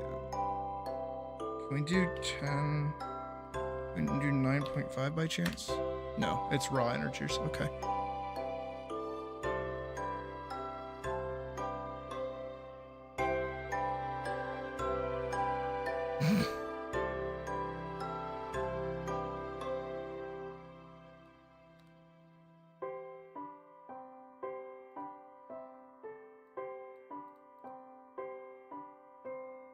Okay, how does he do it? I'm struggling. Bottom, click Add Frames from Sprite Sheet. Select Idle Animation File. Here Godot is asking us how we would like to split this image. In this case, I know that each frame is 32 by 32, so we can enter it here. Alternatively, you can also experiment with horizontal and vertical values until... Okay.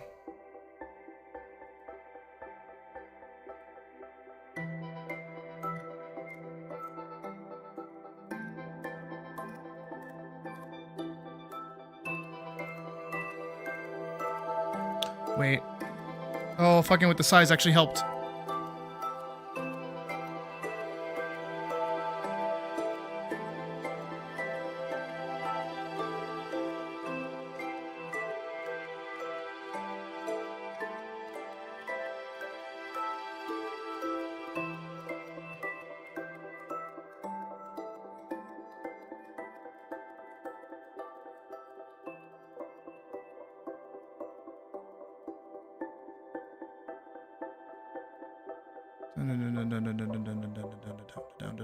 Down. I'm gonna undo the offset.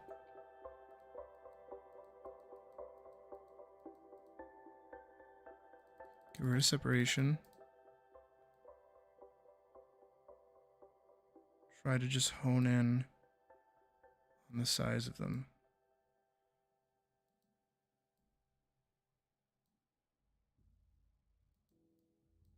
Oh. Why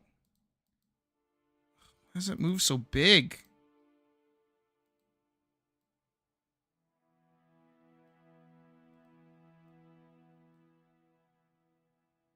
I'm trying to get these.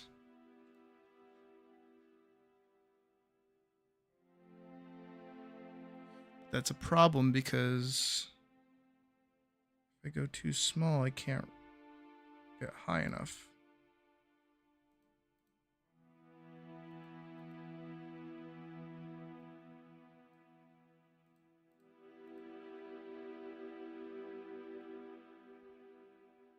Does this work, maybe?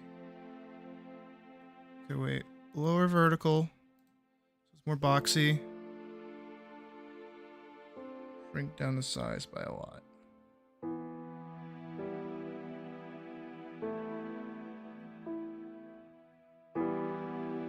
Okay.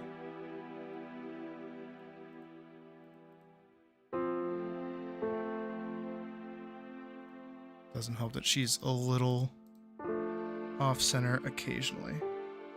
Like here, this fucking this is too close.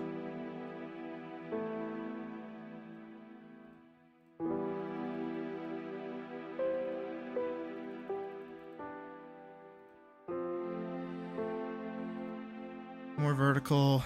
Shrink down the size by a lot.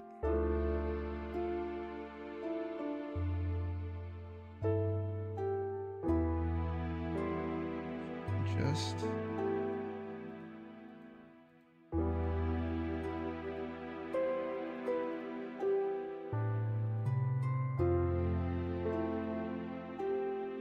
six.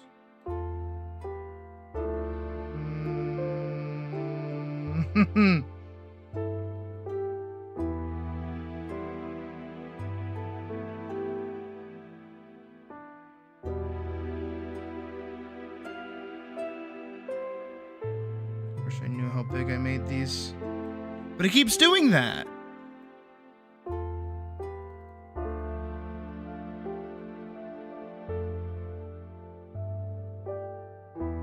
Like,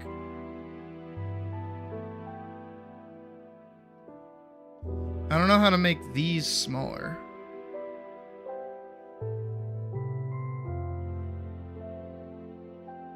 Maybe.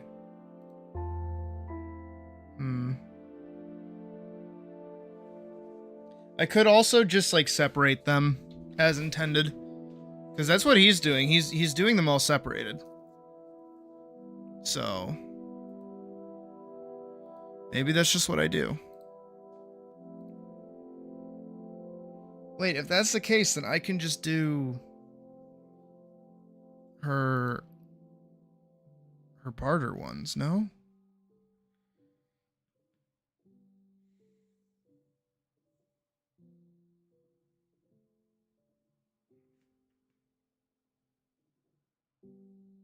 Idea. We're gonna save this. We're gonna close that. I'm gonna save and close. I'm gonna reopen it. I'm gonna reopen Godot. We're gonna keep working on the other one that we did. Stream game. We're gonna open it.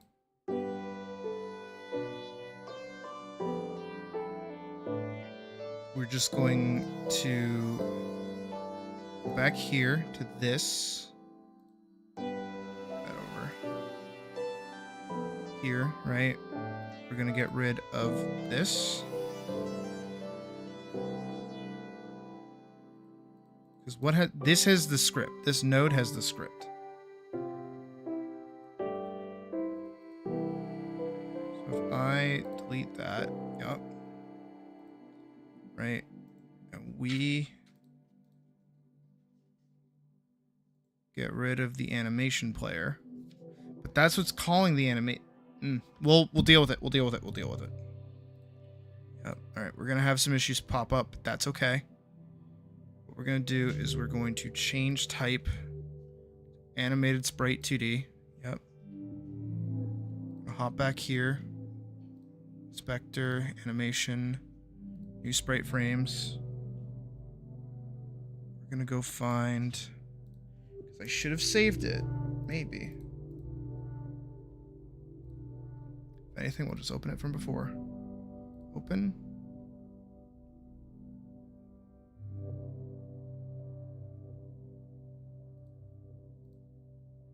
We're gonna close out of this actually.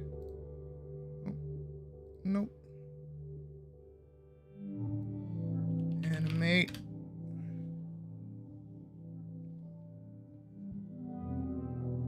Because I like the level that we built. The level that we built was pretty good.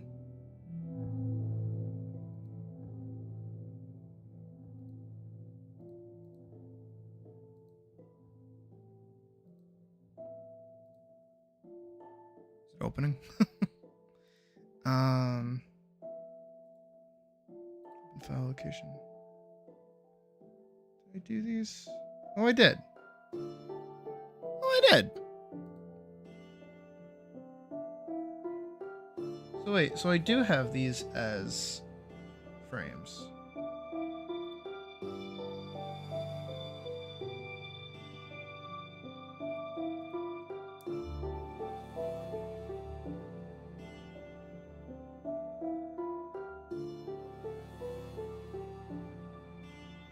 Right.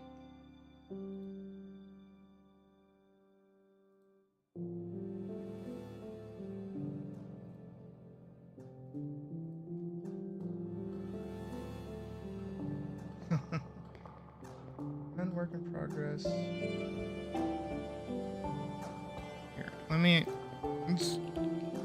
let's actually save them to a place where I can find them without having to worry too much. That's where we're at first and foremost. Let's test footage, test again. Testing. New idea. This. So we want this.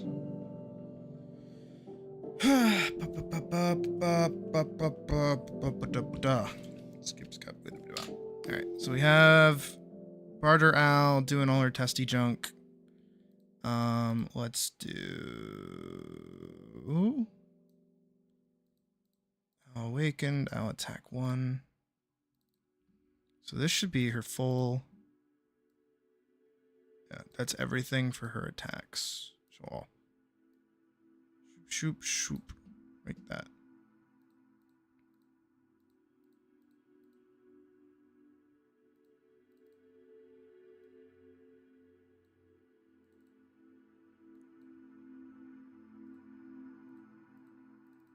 So attack 1 is everything.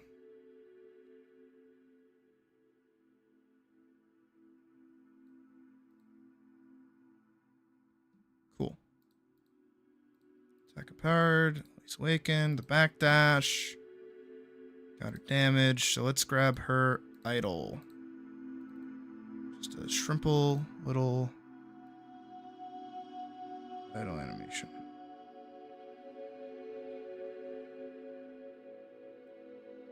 Look at this. Oh, her swords are on that. Okay. Interesting. Let's grab this sprite sheet. See how small we can make this. Auto size. Is that accurate?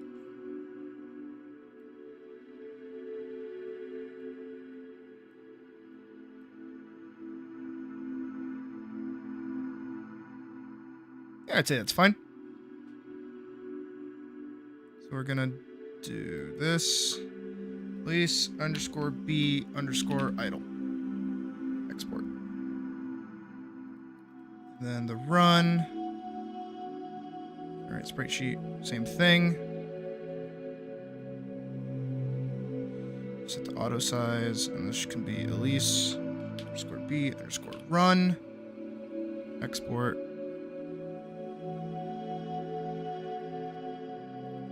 The jump, I think I actually, yeah, I did everything there separately. But we do have this, the jumpy frame and the folly frame. We've done those two before, so we should be good on that. So if we go here, go there, animation here, we need to plug in, we go back to release B run, release B idle. Let's be idle. So what did he say to do in this? Movement and collision Like spray. appearance. Example factor C. I would like to replace this sprite with a node that enables animation. Right click on it and select change type. We'd like to change it to the animated sprite 2D. Our we image did. disappeared, but don't worry, we'll quickly revert it. In the inspector, select animation, and next to the sprite frames, click empty and select new sprite frames. I'd like to use these idle animation frames, which can be found in a pack. Import them to Godot, and here in the sprite frames panel on the bottom, click add frames from sprite sheet. That doesn't show up here though. Where did it create edit animations? There it is. Okay, there we go.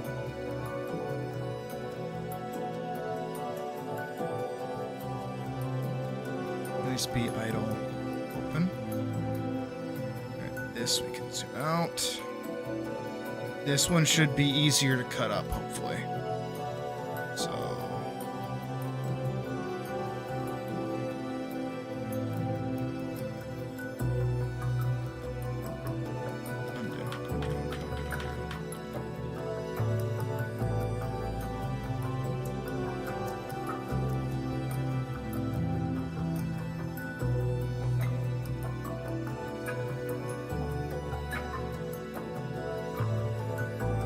So if there are 6, I just need that, and then I need the offset to be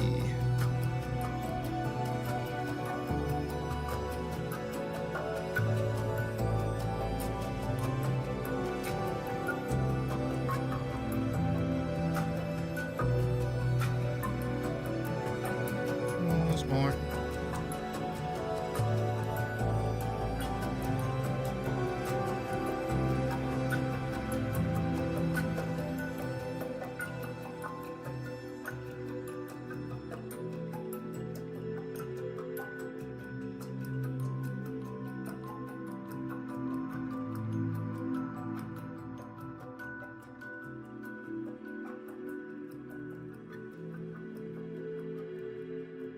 Okay, add 5 frames. she's like all over the place. Select idle animation file. Here Godot is asking us how we would like to split this image. In this case, I know that each frame is 32 by 32, so we can enter it here. Oh, wait, that's a good idea. Good job, me. Is that I'm pretty sure when I did all of those, I did them the same size. So if we go back to pictures 2, 2024, Vanguard Overdrive, and we find her running picture.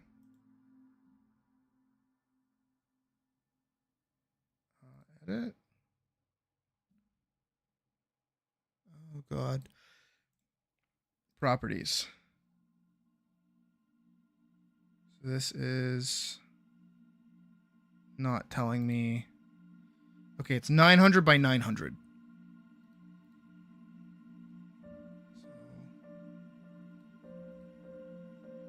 Undo, grab this, open. 900.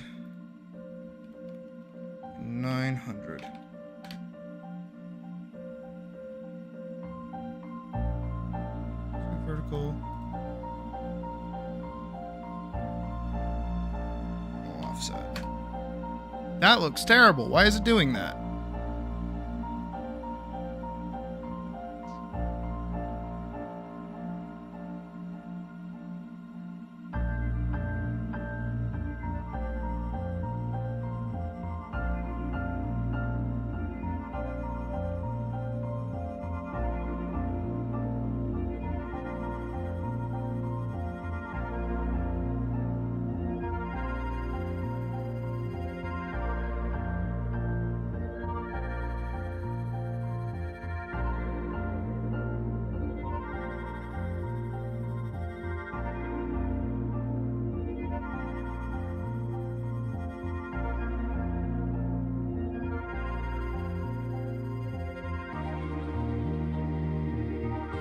That looks terrible. That looks like way worse than what we already had before.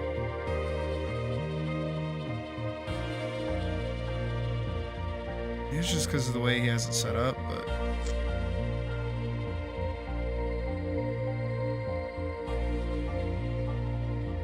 This is going pretty gnarly.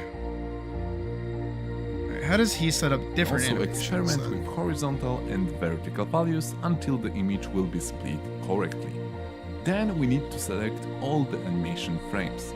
Simply click on the first one and drag your mouse along all the others.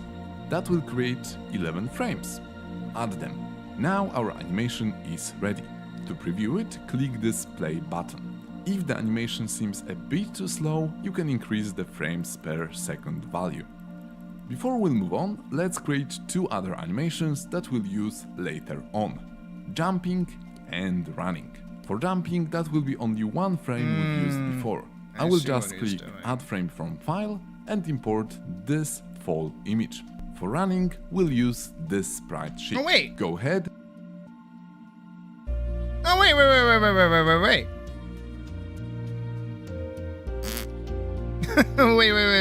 Wait. I can just do that.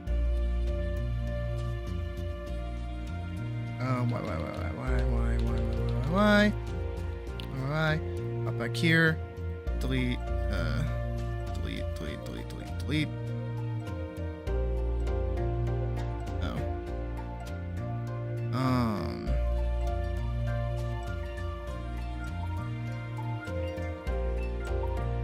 Where's her? Oh. Thing I did not expect is that she does have her sword separated. Ooh, no. It's not good.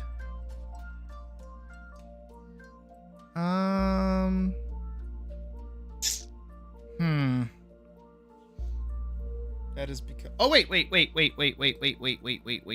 I'm smart. I'm smart. If we go back to her idle, export PNG sequence here, save. Yeah.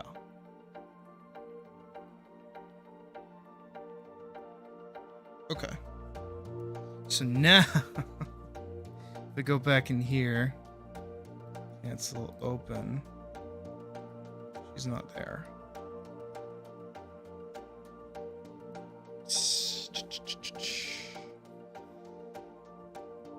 Oh. Oh, is it because it's in the process of doing it? Yeah, okay. How many frames did we have for that? 7 frames. If I open that. 1, 2, 3, 4, 5. Yeah. So it will be a matter of 20, which it does have. So 1, 5, 9, 13, 17 are the ones that I need. So I can drag and drop. So 1, 5, 1, 5, 9.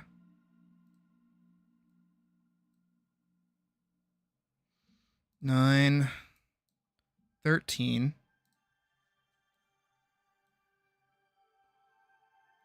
13, and 17. 17. Okay. So with those, right? Hit that, add new frame, go 1, open. Open. 2 to 5, open. 9, open. 13, open. 17, open. So that's 5 frames.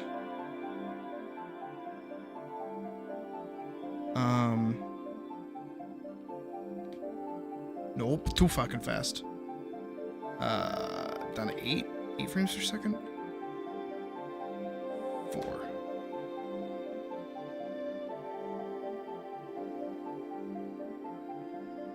6. There we go. Okay. And then I can just move all of that right there. There we go. Okay. Ha ha ha. Now I just... I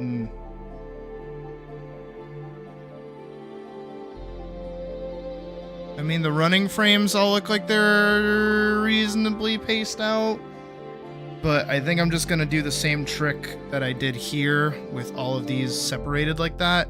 As long as everything's built into itself, it shouldn't be an issue. At the same time... Alright, so we're going to call this idle. We're going to add new animation. We're going to call this run. We're going to call it a new animation. We're going to call it jump. Then we're going to add a new animation and we're going to call it fall. Okay.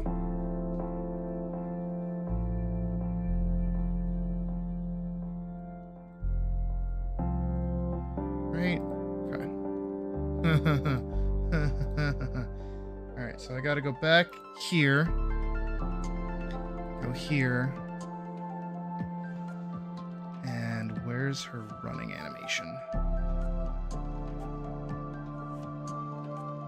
Actually, here we can do her jump.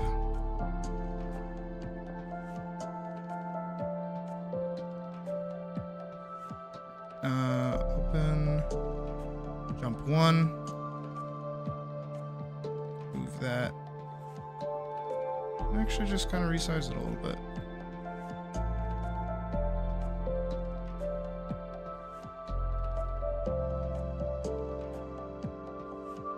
It's fine. That's fall. What did I do?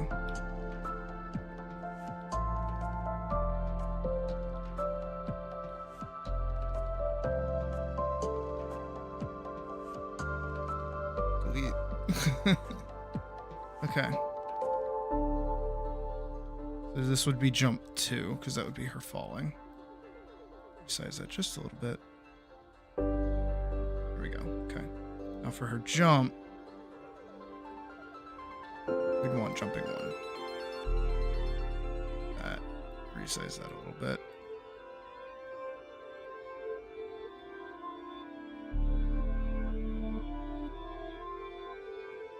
Oh.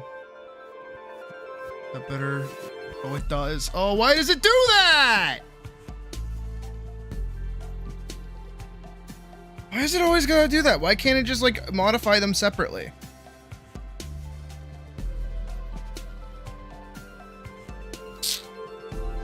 Hate this.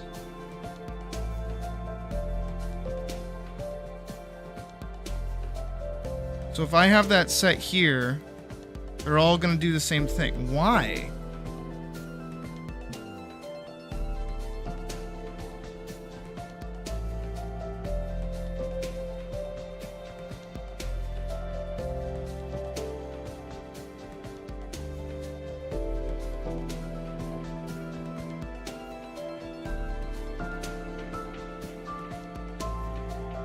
Pause the video and try to add it right now. Alright, here is what you need to do. Import running image. In the sprite frame, switch to the running animation and press this button. Select the file, slice it properly, select all the frames, preview the animation and change its speed. To play the animation in the game, select the default one and press the small button that will turn on autoplay on load. That's it. Play the game and enjoy how our character plays the animation. We'll work on implementing the other animations a bit later. As promised, let's get back to the scripting. As you can see, our movement works, but it's quite... Okay. This is not working as intended. That kind of blows. Don't save. Don't save anything that we just did. No saving any of that. Alright, let's try this all again. Nope. Okay. Open Godot. Stream game 1. Open it. Alright. So we haven't touched anything. So besides that, I am going to get rid of that. We don't need that. It's a bit silly. I'll save that. Okay.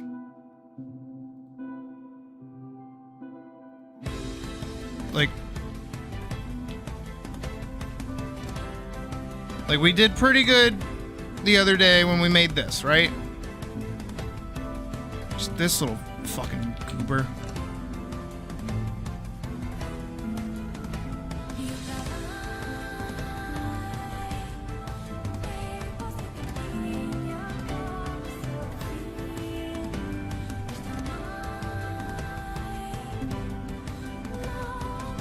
Like I like this. This is fun. Even though there's like nothing to do. Maybe I should keep watching the other video that we were watching.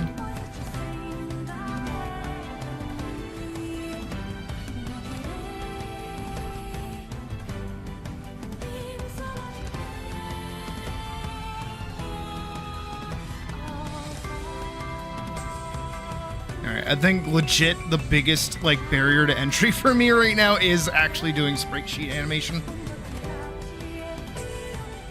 Like, I think that's the hardest bit that we've had to deal with so far. Shit, I almost didn't catch that.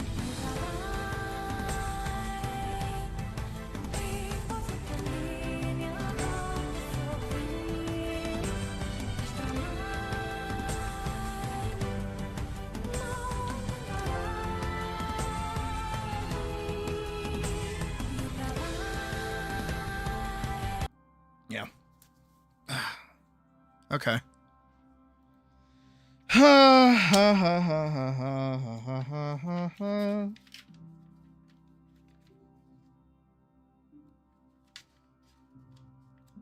We tried, at least.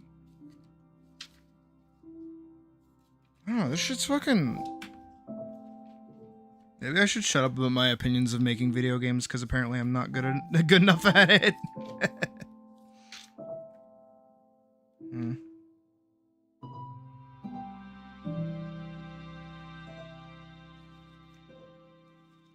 would like to know how to add enemies, but everybody, it's the problem that everybody has their own like method of doing things.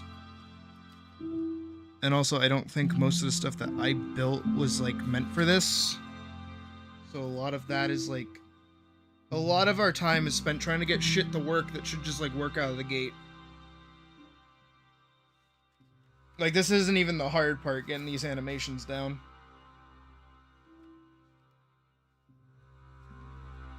If I go back to player, right? Animation player. So this is something different than the Sprite 2D.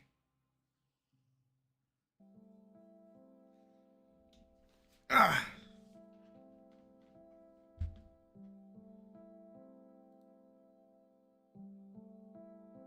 I just, because he uses a separate thing for that when it comes to animations. Because he ripped them and applied it straight to the Sprite 2D.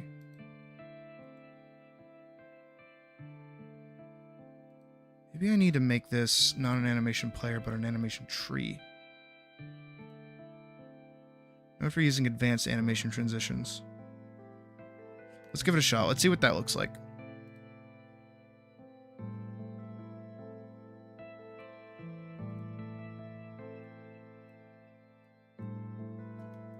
So, we've got the idle animation, we've got the falling animation, the jumping animation. We presumably have the moving animation. Oh. Then how does this work? No root animation node for the graph is set. Oh.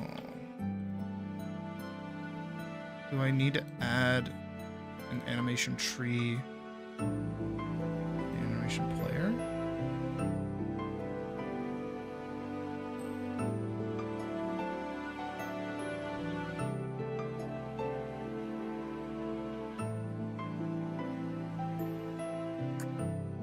I don't know.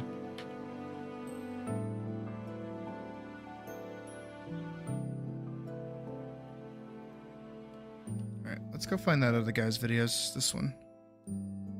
And all of these tiles are square tiles. They're all going to have the same sort of collision in physics. If you have different tiles like diagonal. Hello and welcome. In this video, we are going to learn how to do area transitions, where you'll go to the end of the stage and be able to move on to a different stage. And we'll also very briefly touch up on signals and auto loads. So let's jump right in. So the first thing we're going to be doing is we're going to be making a sort of template that we can use for all the different levels that we're going to be making. So first I'm going to take this level that we made in the last episode and I'm just going to delete it.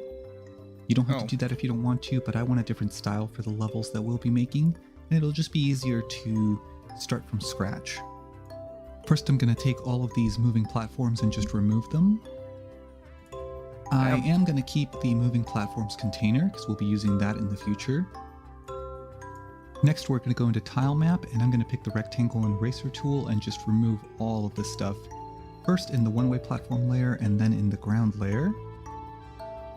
And I am going to add a little bit of regular ground in the ground layer right around the player just so that we have a standing spot for these basic area templates that we're going to be making. If I can remember to turn off eraser mode, that is. There we go. Okay, and just like that, we have a basic area template that we can use as a starting spot to make all of our levels. Okay, next we're going to do a couple of logistical things. First, I want to rename this. I'm going to name it area template. Okay. And I want to change the name of the save file as well. I'm actually going to close this and... Hello and welcome. In this video we'll be adding a very simple HUD to our platformer game, but we're also going to be doing a lot of refactoring in our code to make sure that the HUD and the player are being handled well during scene transitions and that sort of thing. It's going to be a bit of extra work, but I think it'll pay off in the future. So let's jump right in. Okay, so the main Has this reason... guy made any more tutorials like this? Hello and welcome.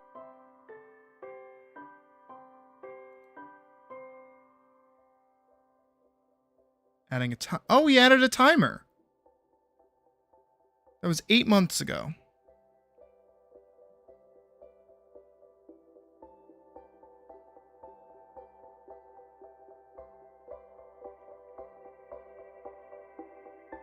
Damn, so he was building all of this in Unity and then gave up on it. Sheesh. He was trying to make a monster taming game. That's cool.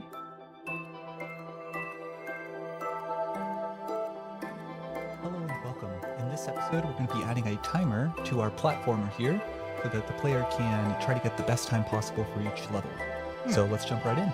The first thing we're going to do is actually a suggestion from the comments. We're going to come in here into the player script, and there's actually a function that allows the camera to stop smoothing and move exactly to the location that it's at without having to skip a physics frame or anything like that. And it's called camera. Well, the function is... Okay.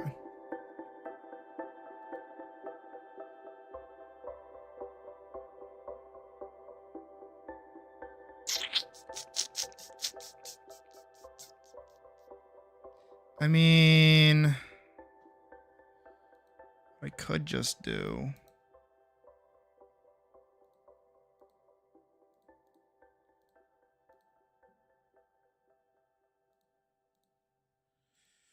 open recenses.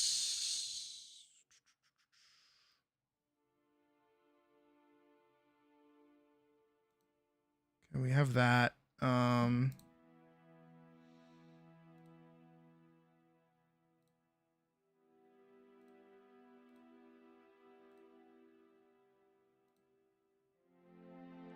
Where is it? The fuck?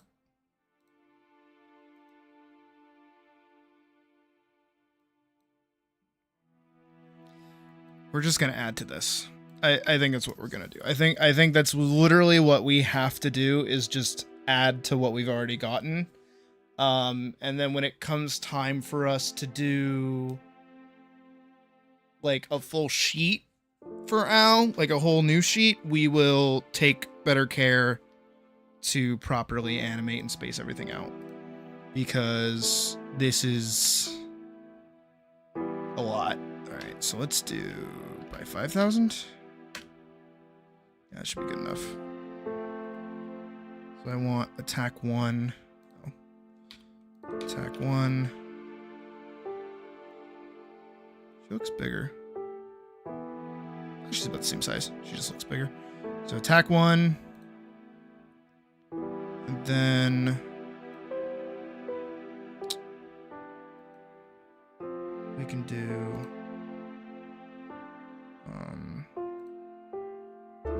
where's her base? There.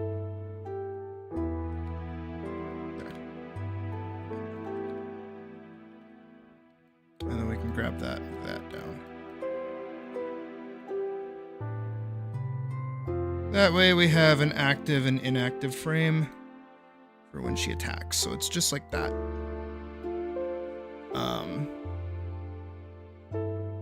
And then hopefully save as G full sheet. Okay, shit. Save as PG full sheet 2. Move that over to that. Okay, transparent. Yep. Back here. And then maybe, just maybe, we go here, full sheet 2, and we just import that.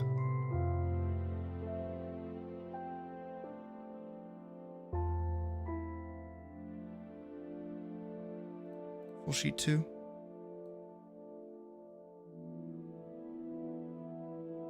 I didn't move anything. All right, so we still... Okay, good. All right, cool. So now what I can do, or I can try to do, is...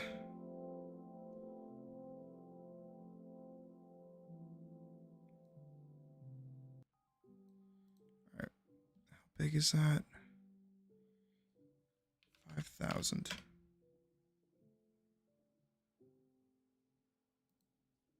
4,000. 3,000? She is. Oh, that's X. Okay, that's why I'm having a hard time. 5,000. 4,000. 3,000. Okay, that's not helping. Actually, maybe it is. 0. There we go.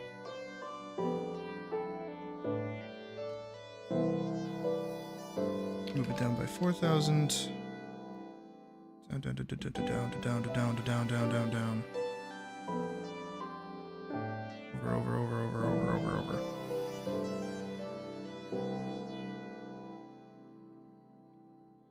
About there-ish. Right? I don't want to stretch her. But I do want to increase the width for her to about another 110. About 104. Not that much.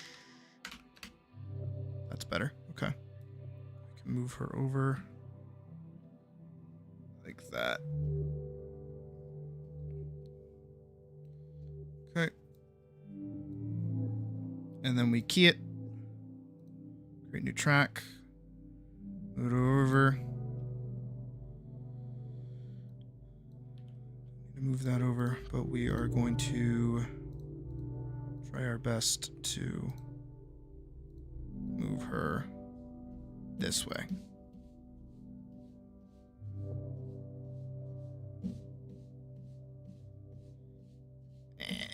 Come on. We got this. Big easy. So easy. Big easy. Massive easy. Huge easy. About there-ish. And then we'll key that. We'll go nearest.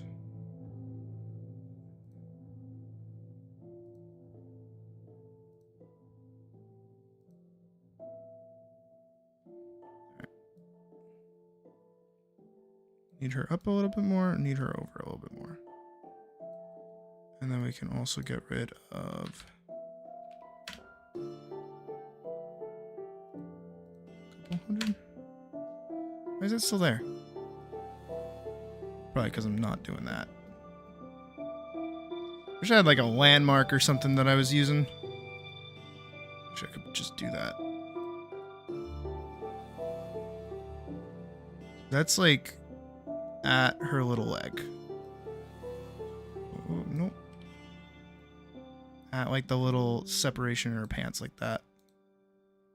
Let's give that a shit. Give that a shit? Let's give that a shot.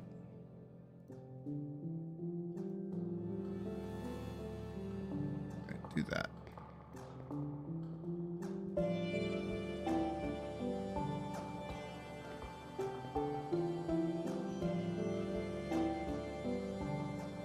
And then we can take it down to 1.5 length for that. Like that. Okay. So now we have that there. Cool. Awesome. Now if I hit play, right? Nothing's really happening, nothing's really changing. You know, we don't really see the animation pop up, but now if we go to player animator, if I do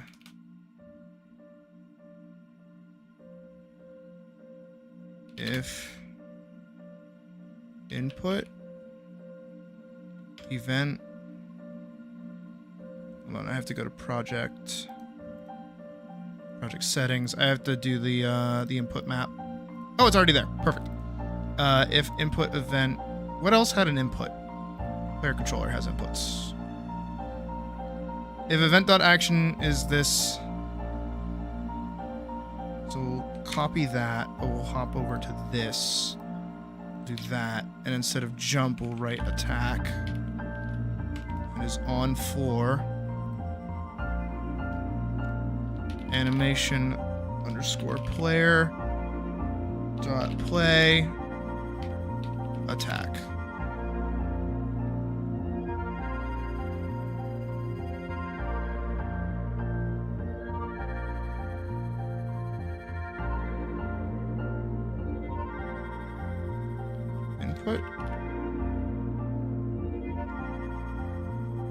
Input not declared in current scope.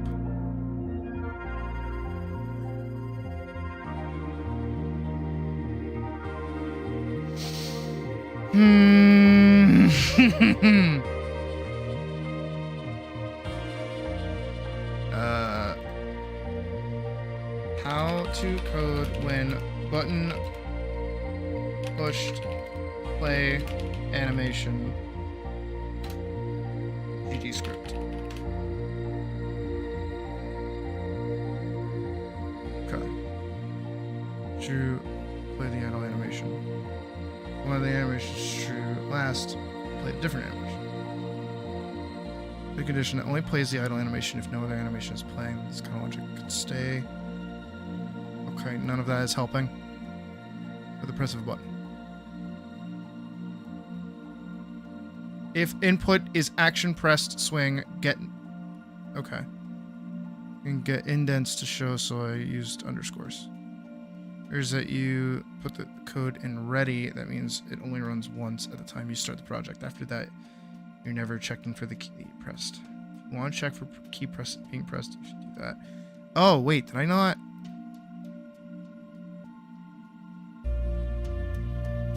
Function input event.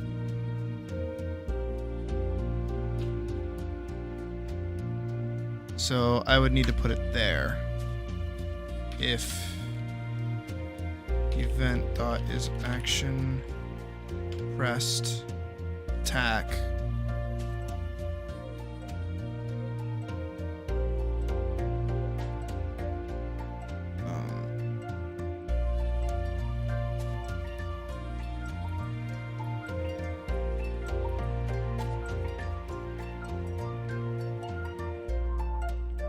set velocity 0.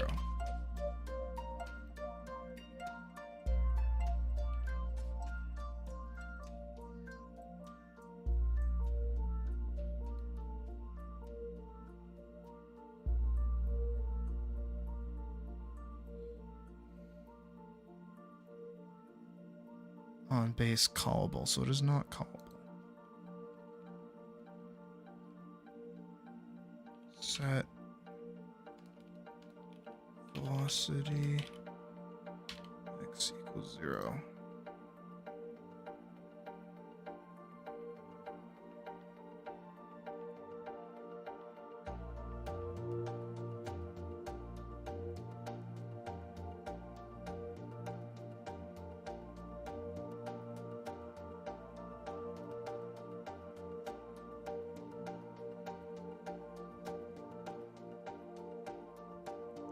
Ah! I don't know what I'm doing! I wish I did. I wish I did. Wish I did. Okay. Again, there was a tutorial that I watched like not that long ago that went over how to add like melee attacks into your game. Melee attacks in Godot.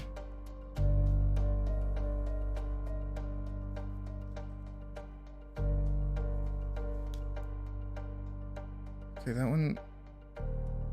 Where did it go? Weapon system, attack enemies.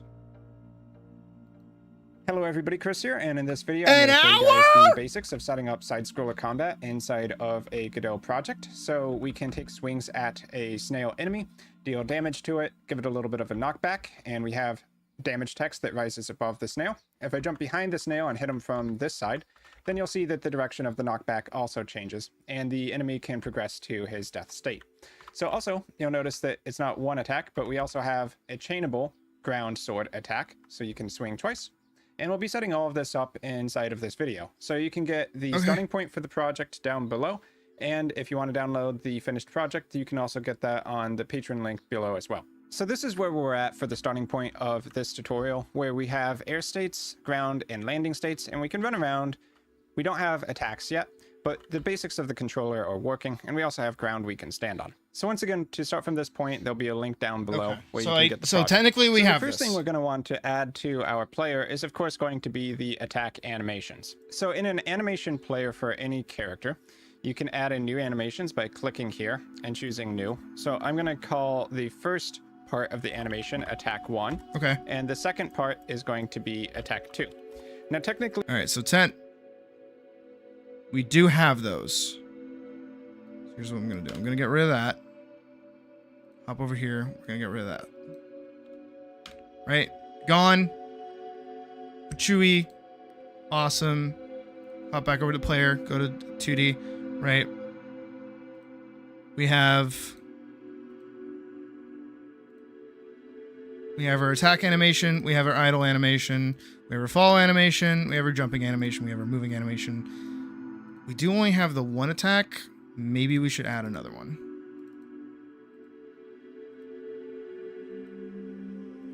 And we can do that really easily now that I know attack 2. That if we go to 2D sprite, and I open this again, we can just grab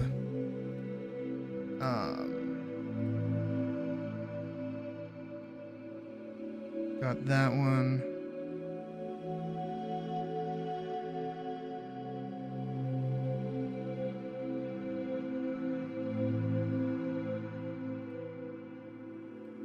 Edit. Here we can do. What is it? It's this one. Edit canvas size. Let's make it wider. So we're full 5,000 off to the side. Boom. So we just added to it. We haven't done anything crazy, so we're good on that front. So if we grab this frame,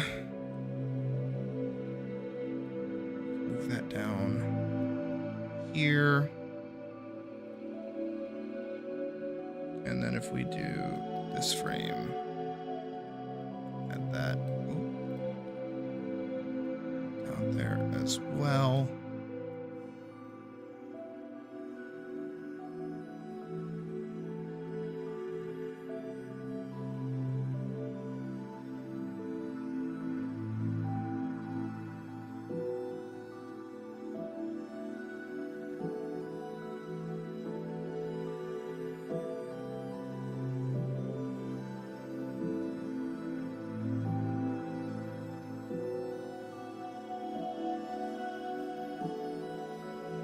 Let's do this. Put that over.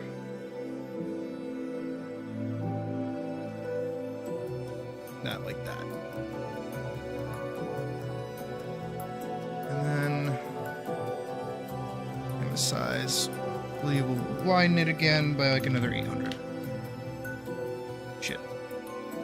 Canvas size by 800 going in a certain direction.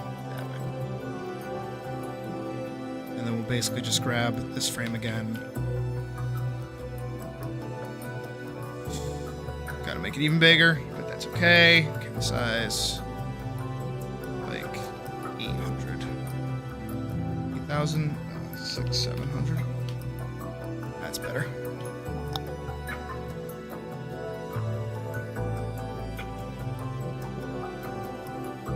So.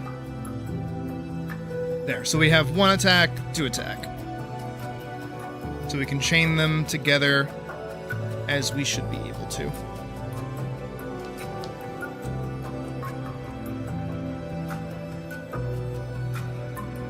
Now we can save it as a PNG, sheet 3. Go back here. Grab this again. Go desktop. Quick access, full sheet 3, throw this in there.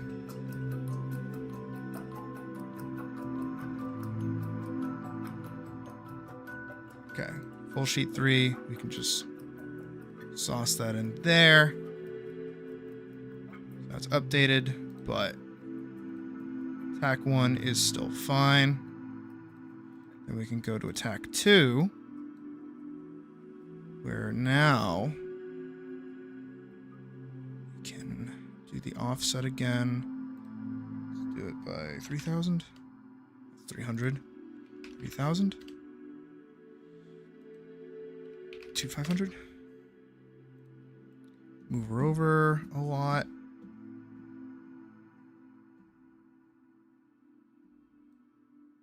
Raise her up a little bit.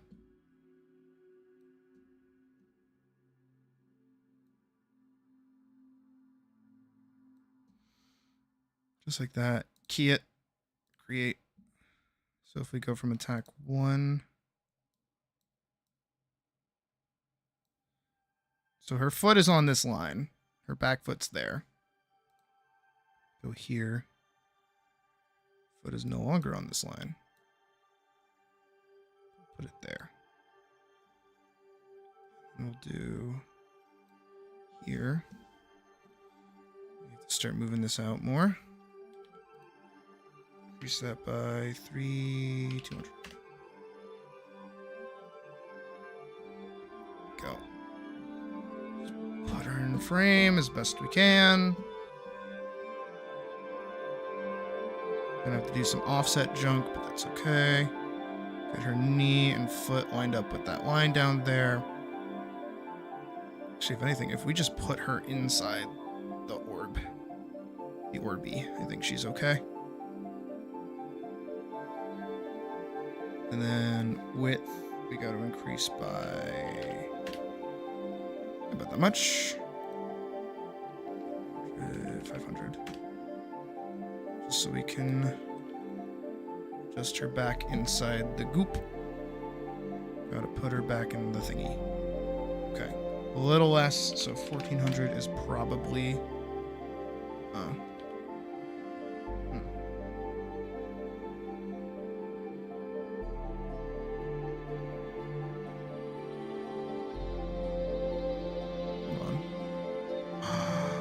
What? I've been able to do this the whole time!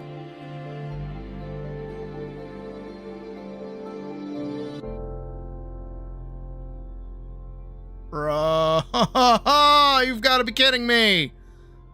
This whole time I've been doing this fucking, like, inchworm bullshit and I could have just done that? You fucking with me? Fuck you, game. Fuck you. Fuck this. Fuck this. Alright.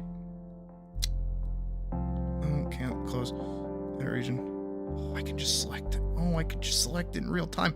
I could just do this. I could have been doing this from the start. This would have been so much easier. Everything in my life is a lie. Okay. And key that. I play. Okay, well, no, obviously, it's gonna look kind of jank. Let's do that now. Hup. Yep. Hup. Yep. Okay, why is that off? TD. Boogie, boogie, boogie, boogie. Scooty, scooty, scooty, scooty.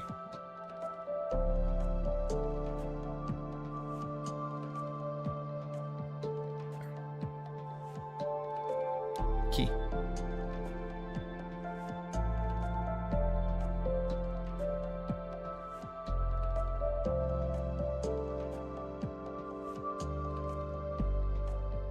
So her knee is in this one, her knee is not in this one. Knee is in that one. There we go. Key.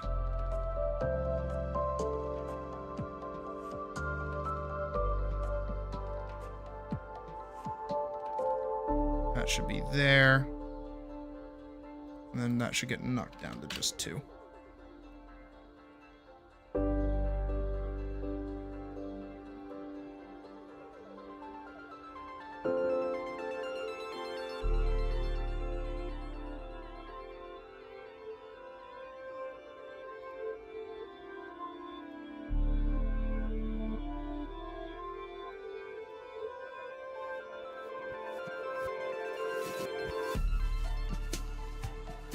That should get knocked down to 1.5.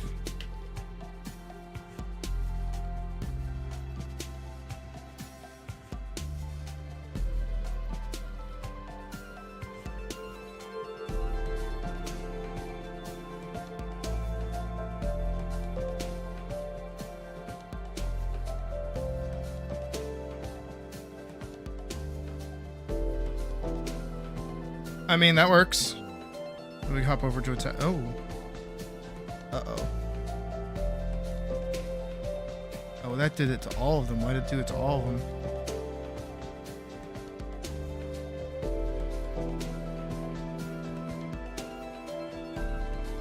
When did that do... Oh. Okay, so when did that do that to all of them?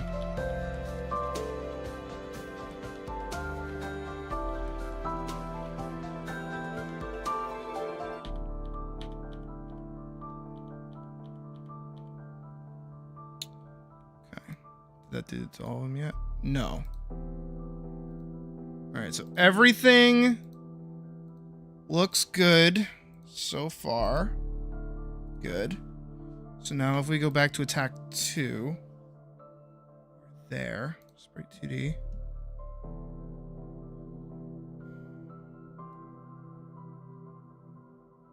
Okay, we're just there. We're gonna key that. Anything else fucked up? Anything else fucked up? No, nothing else is fucked up. Okay. So then we're gonna go here.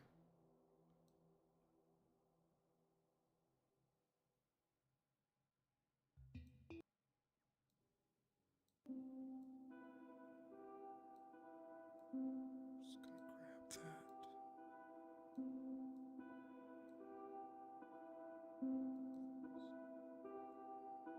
Then we're just gonna...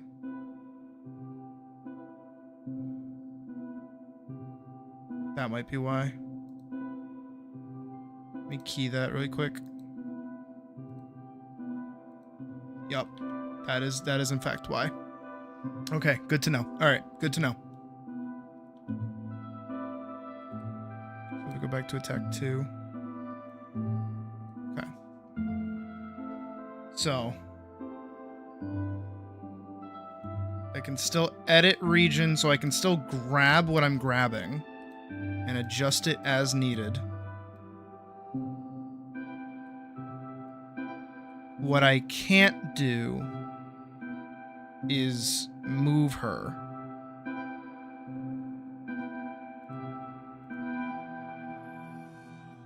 So what I have to do is naturally scoot her to where I want her to be.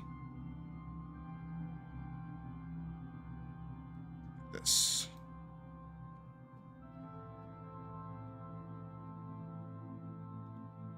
And because I'm not moving the offset of the box, I should be okay. I'm just increasing the width and the height and the offset by a little bit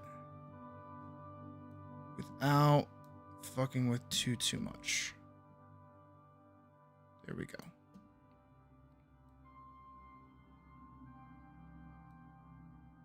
With a little lesser. And then we'll just scoot her over a little bit like that.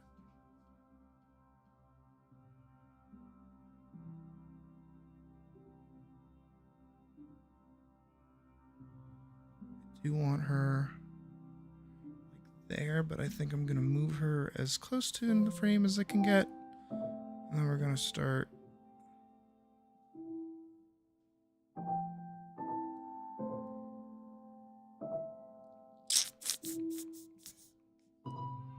because if I do that,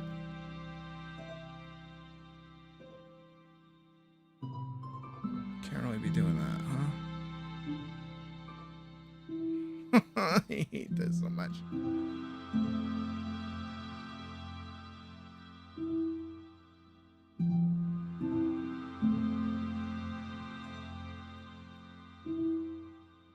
I mean, I am just getting closer and closer to back there.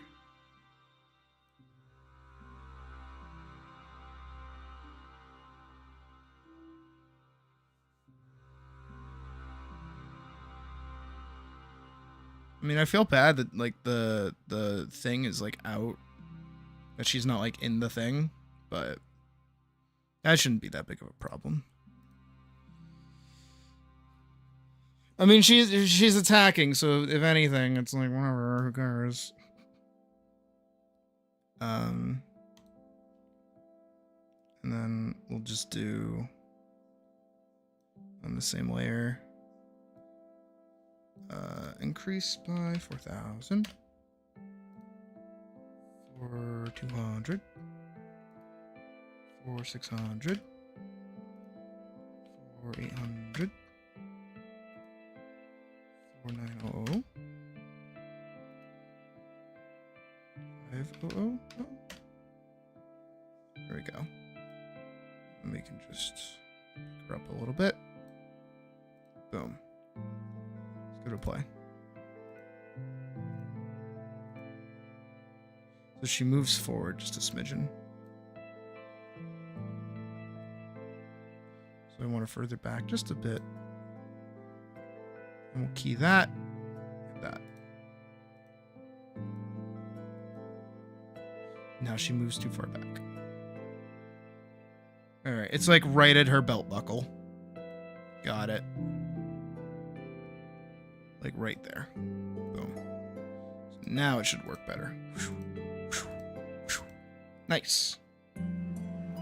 So that now works. Okay.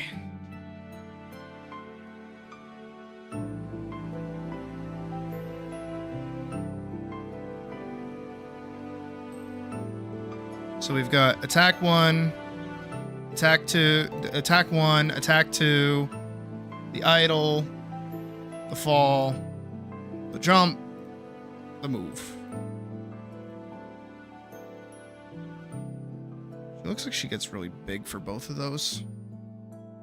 I don't really like. I wish I could resize everything, but what can you do? Because if I take that, right? And we do... Oh, yeah, she's kind of ducking. I mean, her foot gets bigger and her head gets bigger, but... whatever. Okay. So there we go. We have the animations done.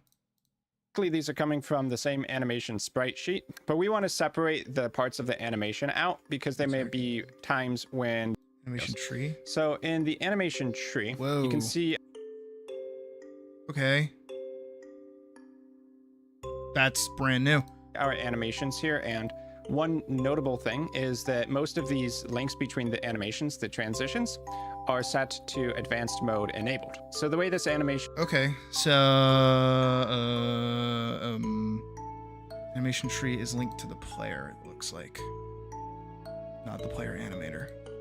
But I have that linked to a node. He doesn't have a node. He's got a character state machine, which are 3 scripts. Oh my goodness. Okay. So I guess I would link animation tree, create path route. Oh boy.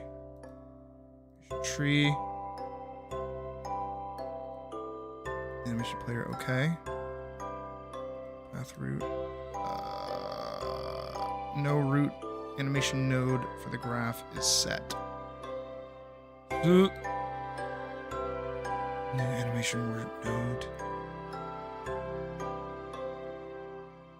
Okay. I don't know what I'm doing.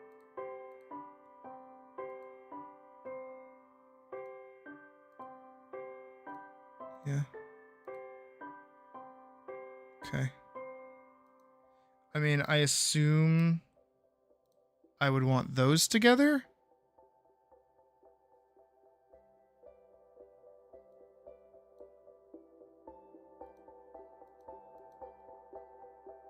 That's the animation player. This is the animation tree. Process. Add metadata. does? State machine. It's a I want this. How did he get this? Basically, we have to call playback.travel to the node when we're in the state and we want to switch to a different animation. So we're going to do the same thing down here for the attack animations. So right click, do add animation, attack 1.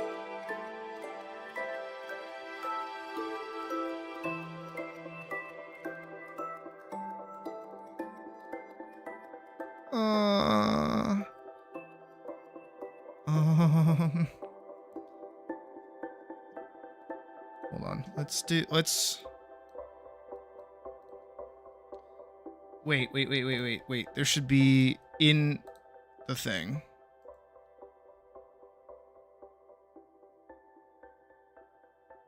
Open documentation. Here we go. Okay. Animation tree. A node used for advanced animation transitions and animation player. A node used for advanced animations player. Note when linked with an animation player, several properties and methods. Oh.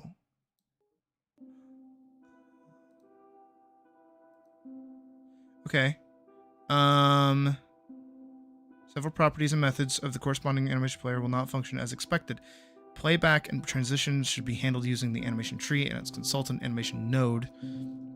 The animation player nodes should be used solely for adding, deleting, and editing animations. What's up, DB?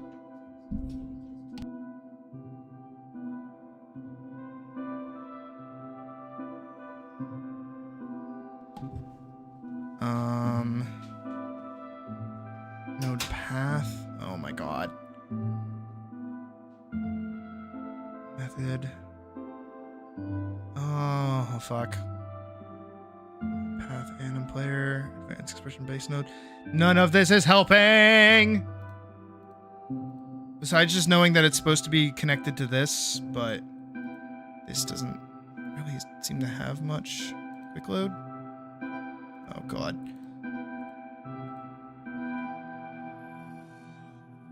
Node blend tree, space, state machine, node animation. I don't know what I'm doing. I don't know what this does. Okay. Let's look that up. Godot animation tree. Are Hi, unbelievably this is what useful. we're working on today. So we have this character who can move up, down, left, and right, and has an attack animation for each of those directions. Okay. If you've ever used a similar sprite, you probably have a setup like this, where we grab the last facing direction, convert it to a string, and then play an animation based on what we're doing. And today, we're going to recreate it using an animation tree. Okay. So the first thing we'll do is go ahead and add an animation tree. The Okay. animation tree needs to know about our animation player, so we'll go ahead and assign that. And then we have to decide what tree root we want to use. The tree root can be as simple as a blend space, or it can be as complex as multiple nested state machines. We're going to build up as we go, so let's start with something a bit simpler. First, we'll recreate the run animation so we can select a blend space 2D. If I click on this, and then open up the animation tree panel, we can see our blend space here. Whoa! Basically the way this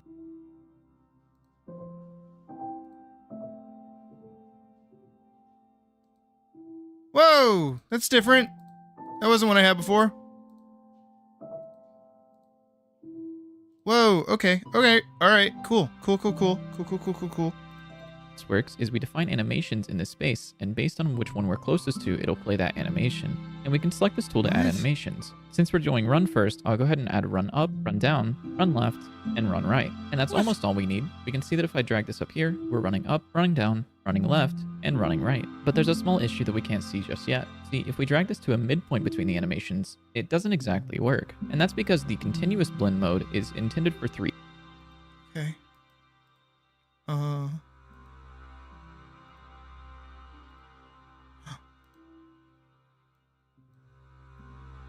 Okay, so he was using a statement tree.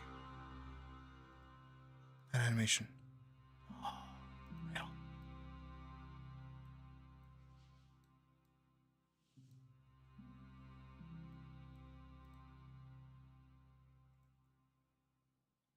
Add animation.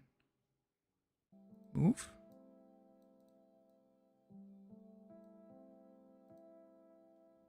Okay. So what does he, how does he have his setup? Not this guy, this guy. So start, move,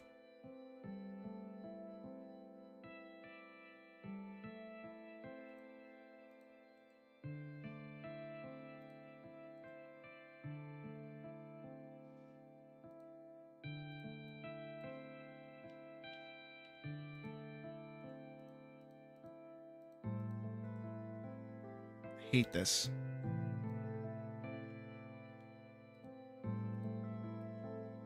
Okay. So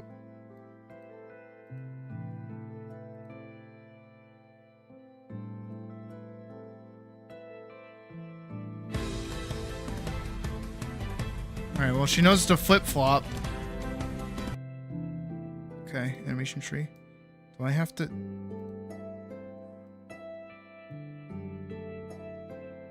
Immediate.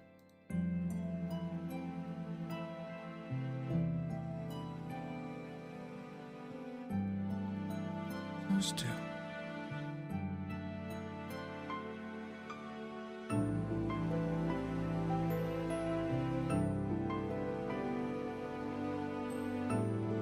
Sync? What's happening?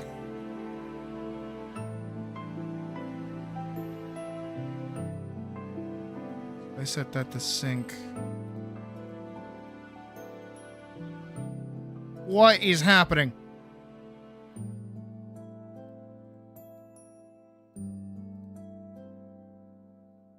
Brother. Okay. I can't select anything. Oh no.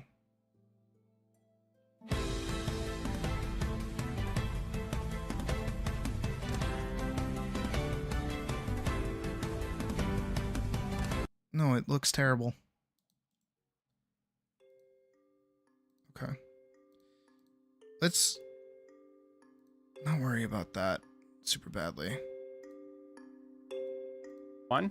Right click, add animation, attack 2. Now in the top left corner of the animation tree window, use connect nodes, drag the move blend space to attack, attack 1 to attack 2, and attack 1 to move, and attack 2 to move as well. So the basic logic here is that from our free move state, which includes idle and run animations, we can switch to attack when the attack button is pressed, and then from there we can press attack again to go to attack 2, and if we get to the end of either of these animations, attack 1 or attack 2, without having the attack button pressed down, and another state to transition into for another combo attack, then it's just going to return back to our idle run animations. But we're going to set that logic up inside of our logic state machine, which is just a series of nodes over here.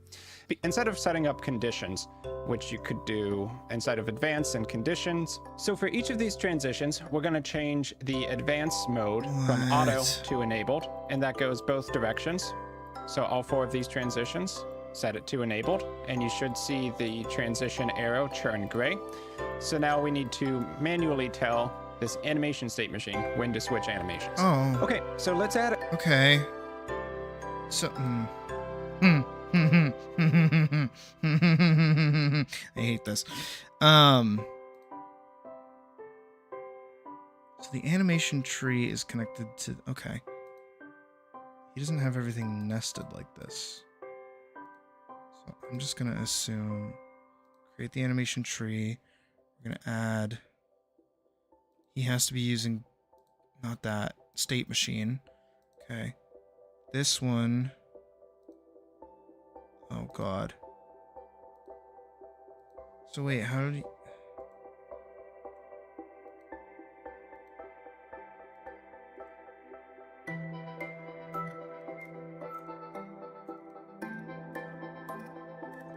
Brain is breaking. Oh my god, my brain is fucking breaking. I need to close like everything so I'm not clicking on shit. Besides the shit that I need. I don't need that, I don't need that. That's our music. If I'm somehow able to do this. So... Eesh.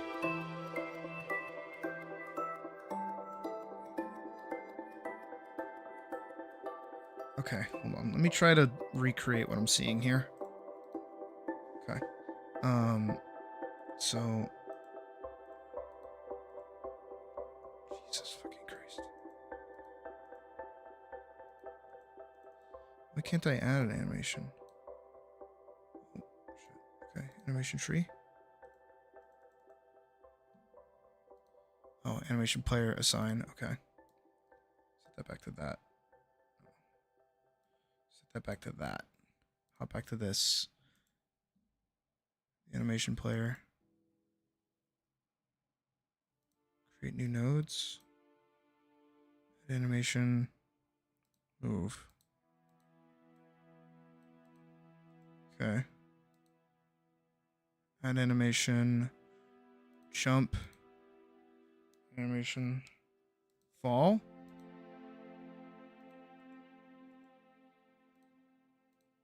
Okay.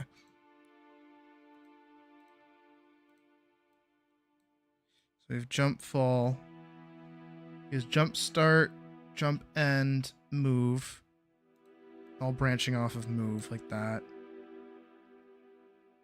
So I assume this is jump, end. And then down here he has attack 1, and attack 2. So this one. Just path screen. So we're gonna connect the boom. Boom to boom. Oh wait. That has to be sync.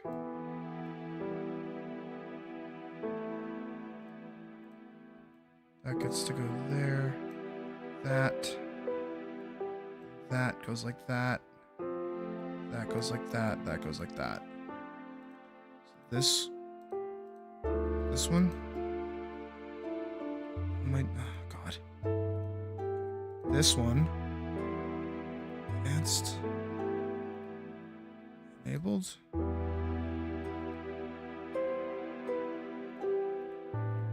Advanced. Enabled. Advanced. Enabled. Advanced. Enabled. Okay. This one needs to connect to that one, which is also the same as enabled. This, and then we can set this one also to enabled. Okay, so that's a weird collection of events going on, but that seems to be what he's made. And if I follow suit,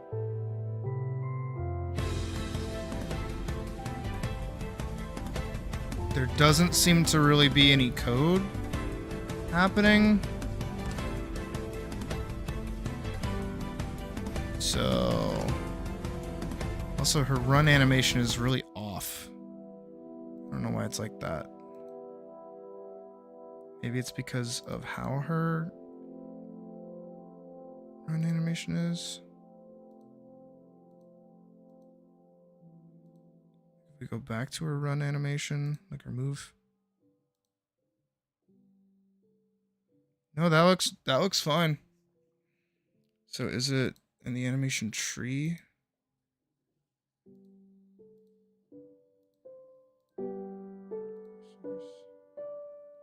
Script. Okay, weird. But okay. Add another state to our state machine. I'm going to right click on the state machine, add child node, and I'm going to type in state here. So state.gd we set up in other videos, but basically when you're in a state, you want certain logic to run for your character rather than having all of the logic crammed inside of one player.gd script file. So state.gd, we'll do that for right now. Rename this to be attack state. And then to change the script from just the standard state.gd, which is more of an abstract class if you are coming from C#, we're going to extend the script by going to inspector, script, state.gd, the dropdown, and do extend script.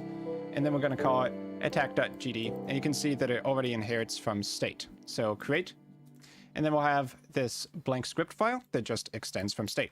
Okay, so if I click on this state node, you can see that can move is already an option, so we can turn that off for our player. Inside of our player.gd script, whenever we're in a state that can move is off, then our character simply can't move. So already the state does something now. We need to be able to switch to this state though, and we'll do that from our ground state. So inside of the ground state.gd, I'm going to go to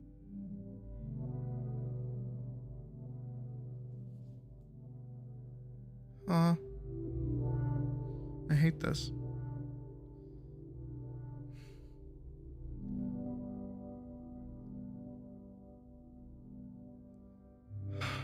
Okay.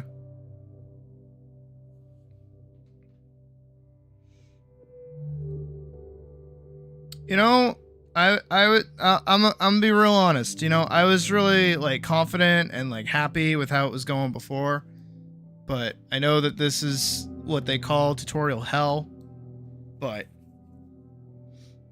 I'm gonna be real honest. I don't feel like I've learned very much. I feel like I've just been able to copy a lot, and I've been trying to pick things up as I go along, but it's been not peak. If I'm being real honest. And it honestly scares me for like everything else that I want to do. Because this is like bare bones one of the easiest things most likely to add to like a game, but so far I don't really think I'm capable of doing this at the moment. Key phrase, at the moment.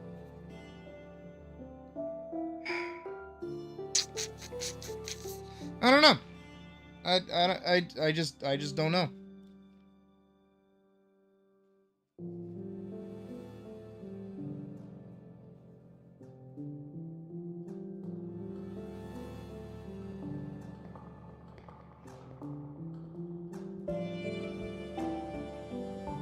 I have to wonder if this really is, like, a good idea. I know this is only day 2, but, like, dude, I am not taking in anything. And honestly, too, maybe it's maybe it's just because of, like, how coding is in general, right? Is, like, I look at all of this, and I don't feel like any of this gets explained. But I see what it all does. I think that's like the disconnect that's always happened to me whenever I've worked with coding, because I've done it before. Is that I see what is written, I see why it works, I see what's happening, but how to like turn it into my thing, I don't know how to do that. And I feel like a lot of the time none of these really do that. So I don't know. It's weird. It's definitely strange. But I will say, I'm happy that I gave it a try. I'll put it out like that, you know? As much as we struggled, as much as I have no idea what the fuck is going on with her right now, you know, if I close all this and we reopen Godot, right?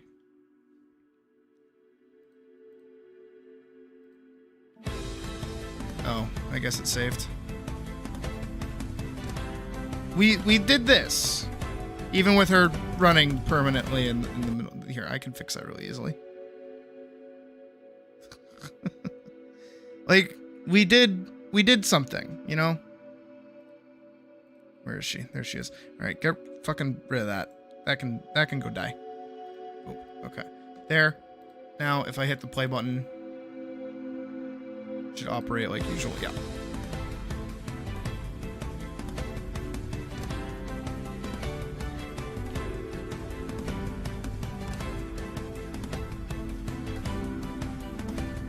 Again, I just wish I could figure out.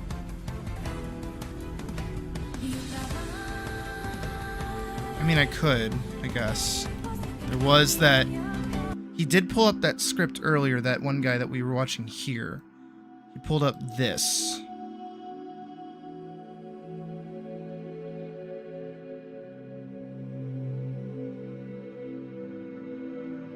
First thing we'll do is go ahead and add an animation.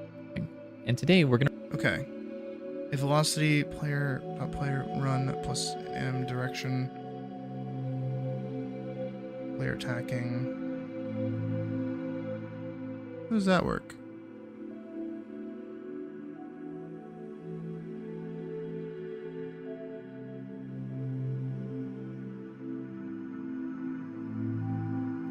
Because he had to open up the... If you've ever used a similar sprite, you probably have a setup like this, where we grab the last facing direction, convert it to a string, and then play an animation based on what we're doing. And today,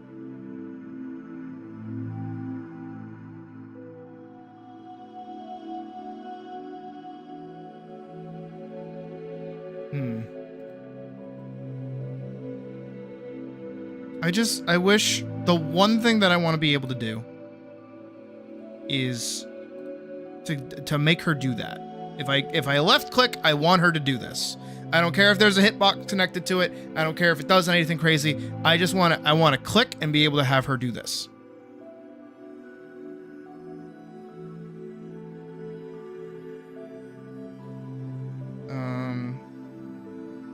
So if I go back to my original notes that I made forever ago. I took notes. I did. I really, really did. Where are we?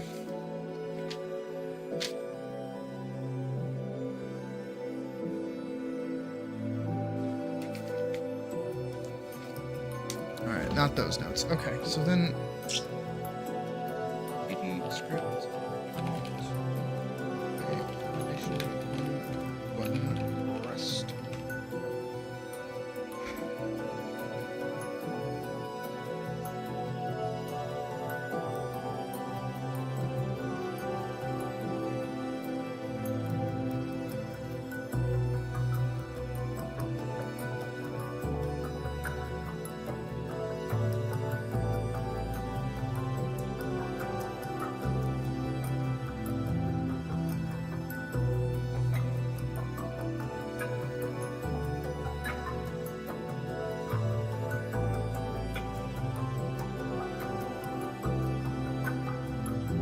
Idle, jump, fall.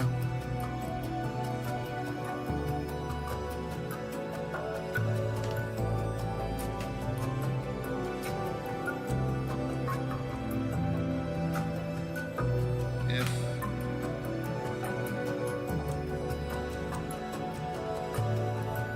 input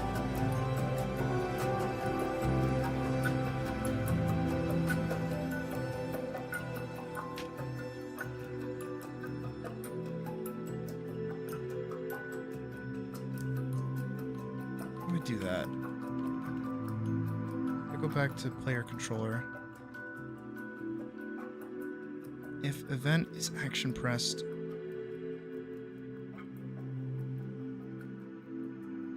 if input is action pressed. Right.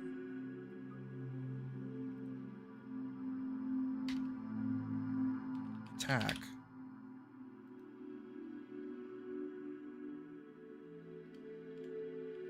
Animation player play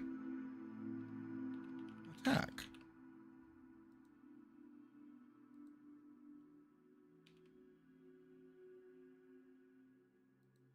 Expecting a statement found identifier instead. What do you mean?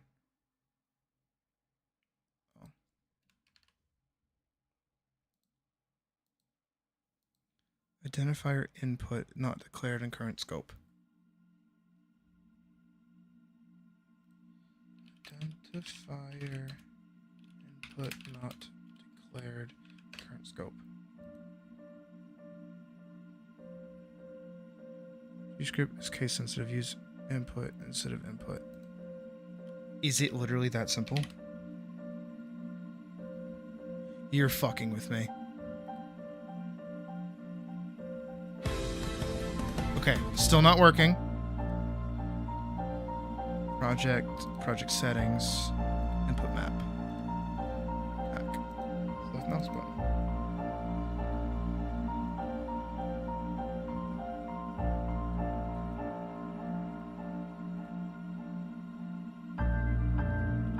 Attack underscore input. Close. Action press is attack underscore input. Let's try that.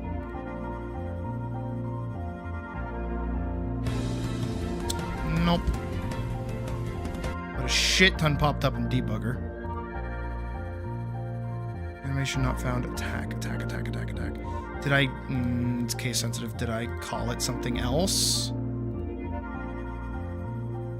I did.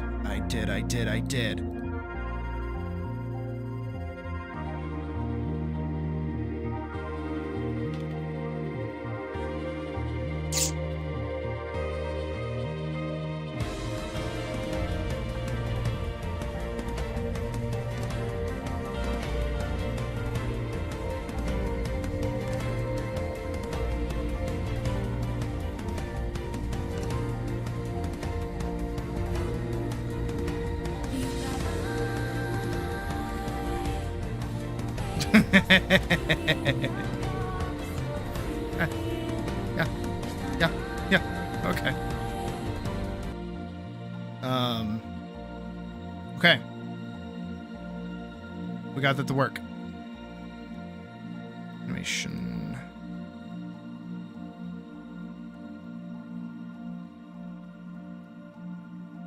So now, do that.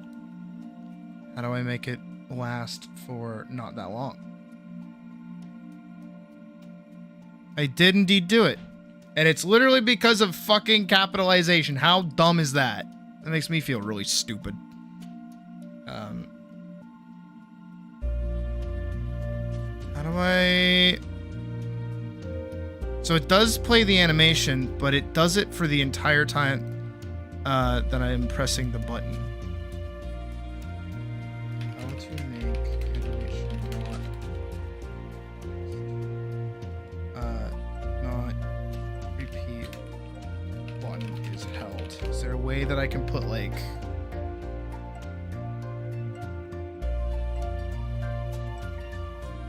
Hold with an arrow key. This is Unity, but something else. So it's looping. Make sure your animation is not set to loop in the inspector. Oh. It's not looping though. So. Yep. Yep. Yep. Yep. Yep. Yep. Yep. Yep.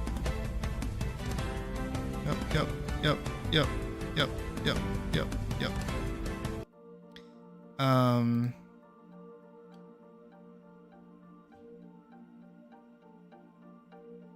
Set x dot velocity equals 0. Space.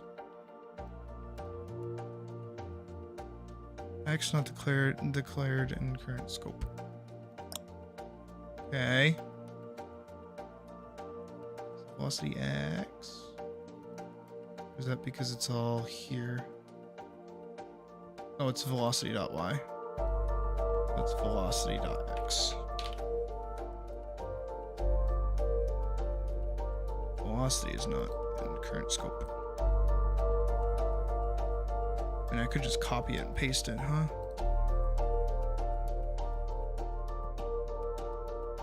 And then just get rid of this.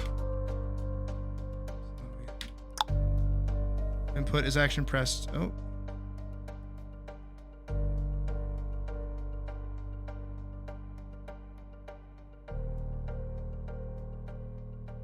Unexpected if and class body.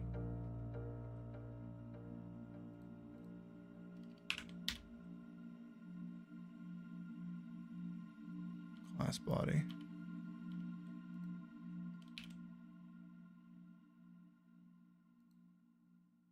So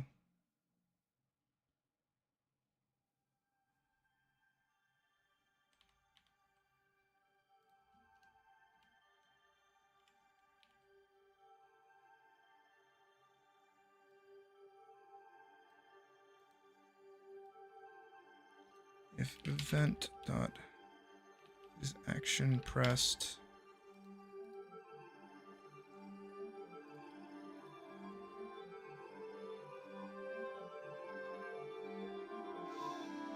video make attack animation last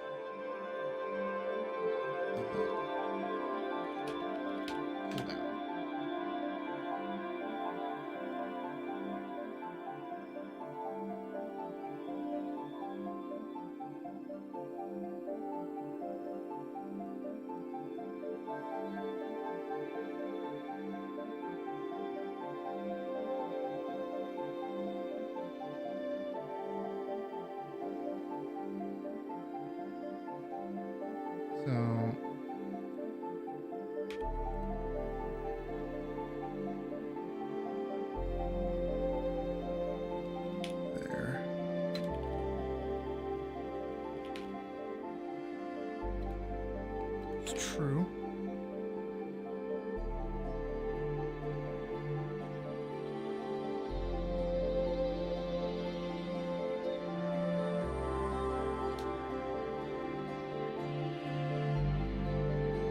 Use space character for indentations of the tab.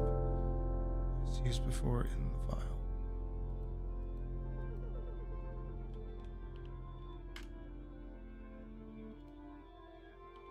Hehe, I'm breaking my code.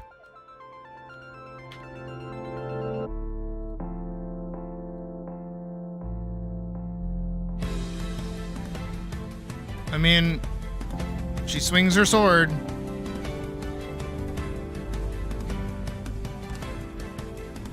That was the intention.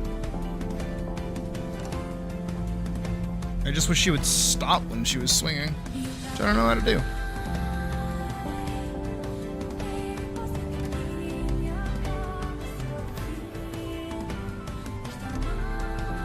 I also feel like she goes from this one frame to... like, this has no animation to it, I feel. Unless it's because I never saved it.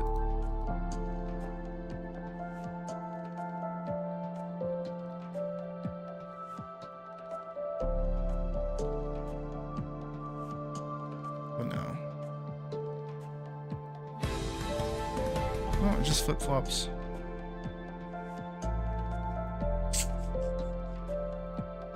It's whatever. Here, we can save everything and call it a day. For that, at least.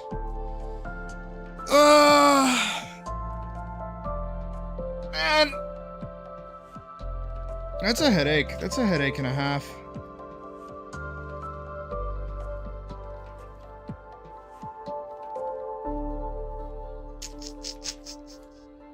Well, we tried at least. Maybe what I should look into is making an RPG instead. Hi, this is what we're working. That might be harder, or it might be easier. Who knows? I don't.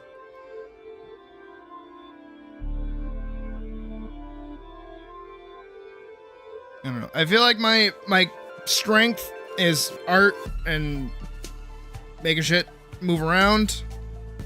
So maybe that's what I need to do instead of a platformer. Because that's a lot. I feel like I could use RPG Maker. How much is that again? Because that's money, isn't it?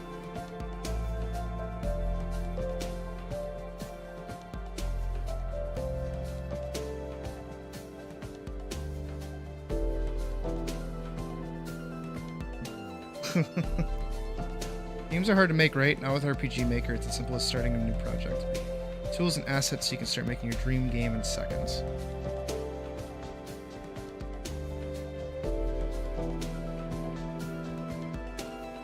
I think I could do that. Simple enough for a child. Yikes. Character generator, test play, database. Powerful enough for developers. You can publish games made in RPG Maker. The assets included is freeware or commercial titles. No additional commercial license required. Huh. Sports Effect Seer. Powerful particle effect creation tool. Easily create flashy attacks with the use of sprite sheets to make your combat feel even more dynamic. Neat.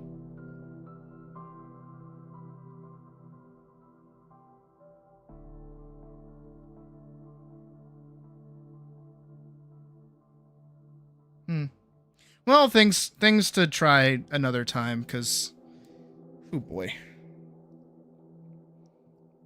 I'll look into RPG Maker and other stuff too in the near future, just because like I want to do something with it. I would like to make like a little baby game, but because that was one of the things I wrote on the write up. If I boot that up myself, yeah, right. Yeah. Momentum-based platformer, so no. I would like to do an arena dueling game. That'd be fun, but that's a lot of work, I'd imagine. But like, I feel like if I stuck to my roots, which is Final Fantasy, I feel like I could do a pretty decent job. I'd have to look into it. I'd have to figure it out. I don't know. That it just gives me more appreciation for game design, because like, there's a reason there's teams. Like, I would totally rather have somebody else do that shit. Don't whoop Mega Man me right now. I swear to God. Can I get? Let me see. Steam. Is RPG Maker on Steam? It is. MZ. You want to create an RPG? Oh, it's very positive. Got this because I'm creating a video game for my daughter, and this allows me to fulfill that dream. So I started because I made a small piece of music while my wife was pregnant. I expressed how I felt. Okay. Jesus. RPG Maker Engine is not ideal for making games. It is very limited without plugins and use of script calls. However, you will go from 0 to 60 with your game instantly because of all the assets that come with the engine. The immediate dopamine hit of getting to create your world, characters, and interactables may just push you down the line. Game rabbit hole to bigger and better engines. This is a great place to start for learning game design. What works and doesn't work. It's a basic logic, like what-if statements. I mean, maybe I just stick to menus. How to make a turn-based game in Godot. Turn queue, turn-based strategy. No, not that. That's too much. And then for the background, we'll give it another style box flat, give it a red color, and give it a minimum Y of 16 so that we can see it. And then I'm also going to give this a black border width of 1, and since you don't see it above the foreground, come to the expand margin, give it 1 everywhere, and there you go. Now if we run this, you can see progress bar. And then let's get the text of the progress inside. So I'm going to give it a child label, give it the full rect, center it, and we'll say HP colon 25 out of 50, and then give it a pixel font. So come to theme overrides, font, new dynamic font, new dynamic font data, and then click into Jesus, this guy goes like crazy whatever fast. font you want to use. In this case, I'm using a NES style font. And if you don't see anything at first, in 30 minutes. To be the new health. Oh my God. Maybe not. If I could upload my own art to RPG Maker, I think I'd be cooler with it. That's a lot of. This all looks like really ancient and really dated. But I know a lot of cool games have been made in it. Yeah, it's whatever. Maybe that's more something down the line than something I gotta do now.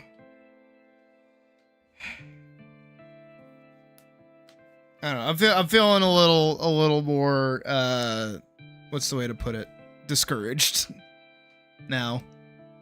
Just because, like, oh boy, even doing hitboxes is giving me a hard fucking time. But also, to be fair, I'm not really following these tutorials as perfectly as I should be. But I don't want to be stuck in tutorial hell. I want to try and apply what I'm seeing to my own stuff. Is it going about as well as one could imagine? Maybe I should just stay in my fucking lane. Alright. Well, it's always nice to take a break from normal projects and try different shit. So I'm happy that I managed to do that. Now, it's time for something different. Give me 2 seconds, because I want to. I'm gonna. I had the idea earlier, and I might as well. We can just hang out. No, I know I'm learning, but I'm not. Also, that's the problem. Is that like every time I try to learn how to code, it just turns into me copying down what I'm seeing, not understanding what I'm doing. And that's also why I don't really like when people are trying to offer like advice or things that I should do, because I'm like, I don't know what those things are. I don't know what those things do. I am lost. Like, I can follow every tutorial under the sun, but it's gonna be a hodgepodge of like everything that I'm trying to get done, which is my problem. But honestly, I tried. And I made a little thing. I made Elise run back and forth. Happy that my animations worked the way they do. I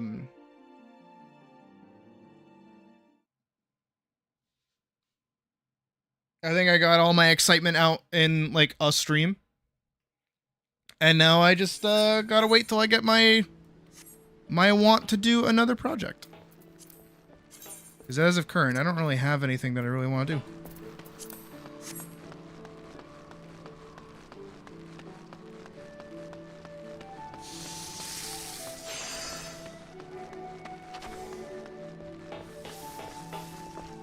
That's how you feel about your art? I think that's different, though. Like a little bit, anyways. Can't speak to your experience. Never got my bubble emote. Blow bubbles. Literally slash blow bubbles.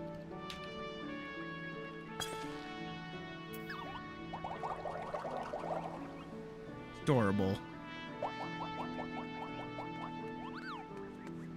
That was really cute. Oh, do I do it again? Does it loop?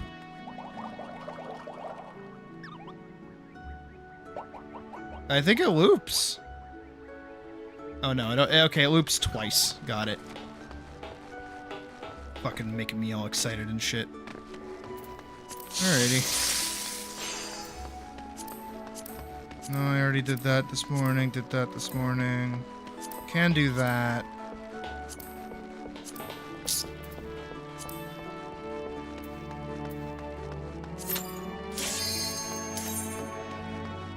You have zero idea what you're doing half the time. See, that's different, though, is that you kind of need to know what you're doing when it comes to coding. Like, some people will definitely say, like, I don't know what I'm doing when it comes to it, but, like, you know what functions are. You know what, quote, you know what, like, fucking shit does. You know what this thing, this property means. I don't know what any of this shit means. People just kind of tell me, like, yeah, that. And I'm like, uh-huh.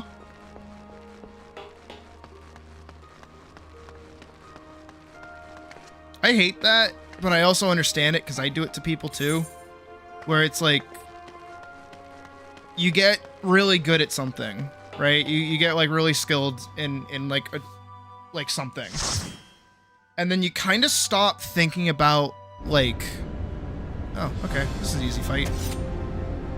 You stop thinking about like what it was like for you when you were learning it, and you just kind of like know how to do stuff.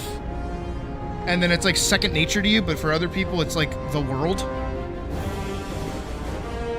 Like even the other day during stream where I took a second and I was like, hold on. How are you guys holding your pencils when you're drawing?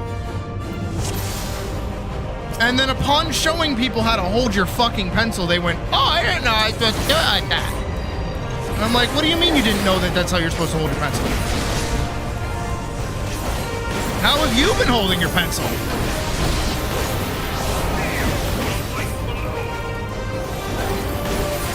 gonna turn it down. Right after I turned it up, I'm gonna turn it back down.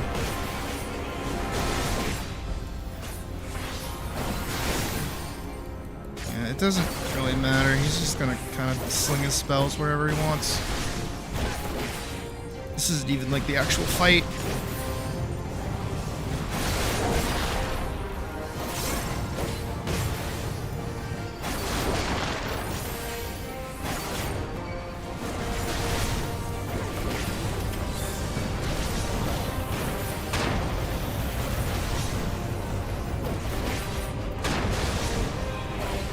See, Jovial, what you just did there is exactly what I just said. Is you used words that I don't know what those things mean. Like I can hazard a guess what they mean, but I don't know how to do any of that. See what I mean? You're proving my point, actually.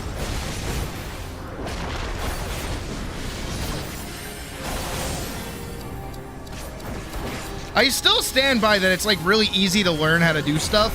I'm just trying to jump too far ahead into the things that I want to do. Which is not a healthy decision to be making.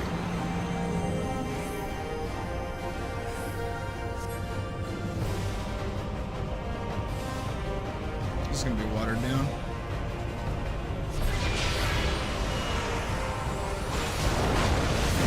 Oh. I didn't see the quotation marks. That's my B.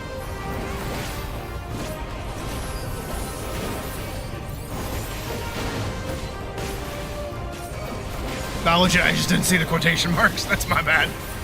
But no, literally that. That's like what I was reading half the time when I was trying to look up how to do things specifically.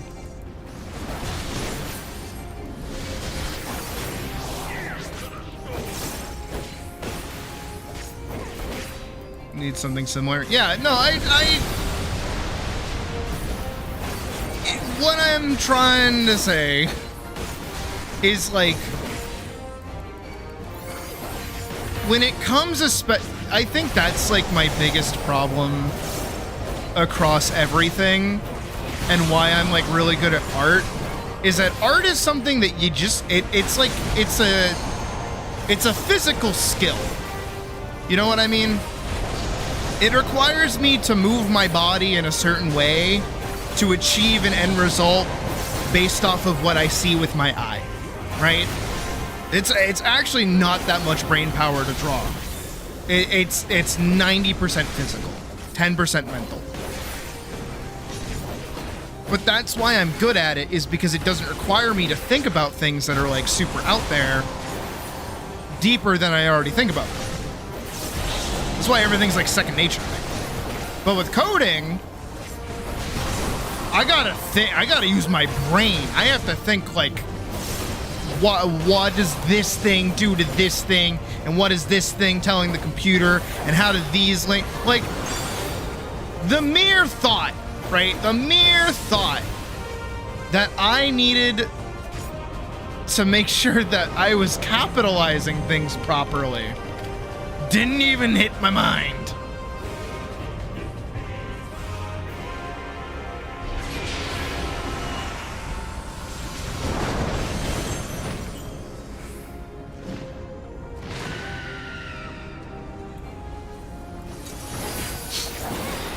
I don't know, it's different, and it's not impossible.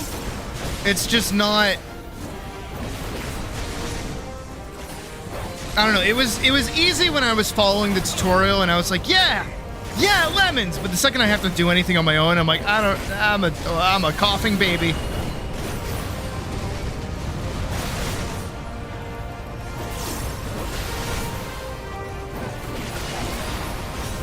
But you know what? I'm glad that I tried it.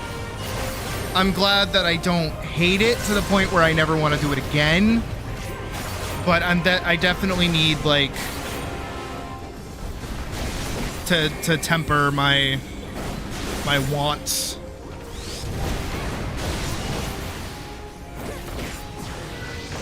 It's especially sad when you like find like a tutorial guy who does a really good job. That guy that we were watching did a really good job explaining everything. And not in like that one creator who I don't like. I really don't like them. Not gonna name their name.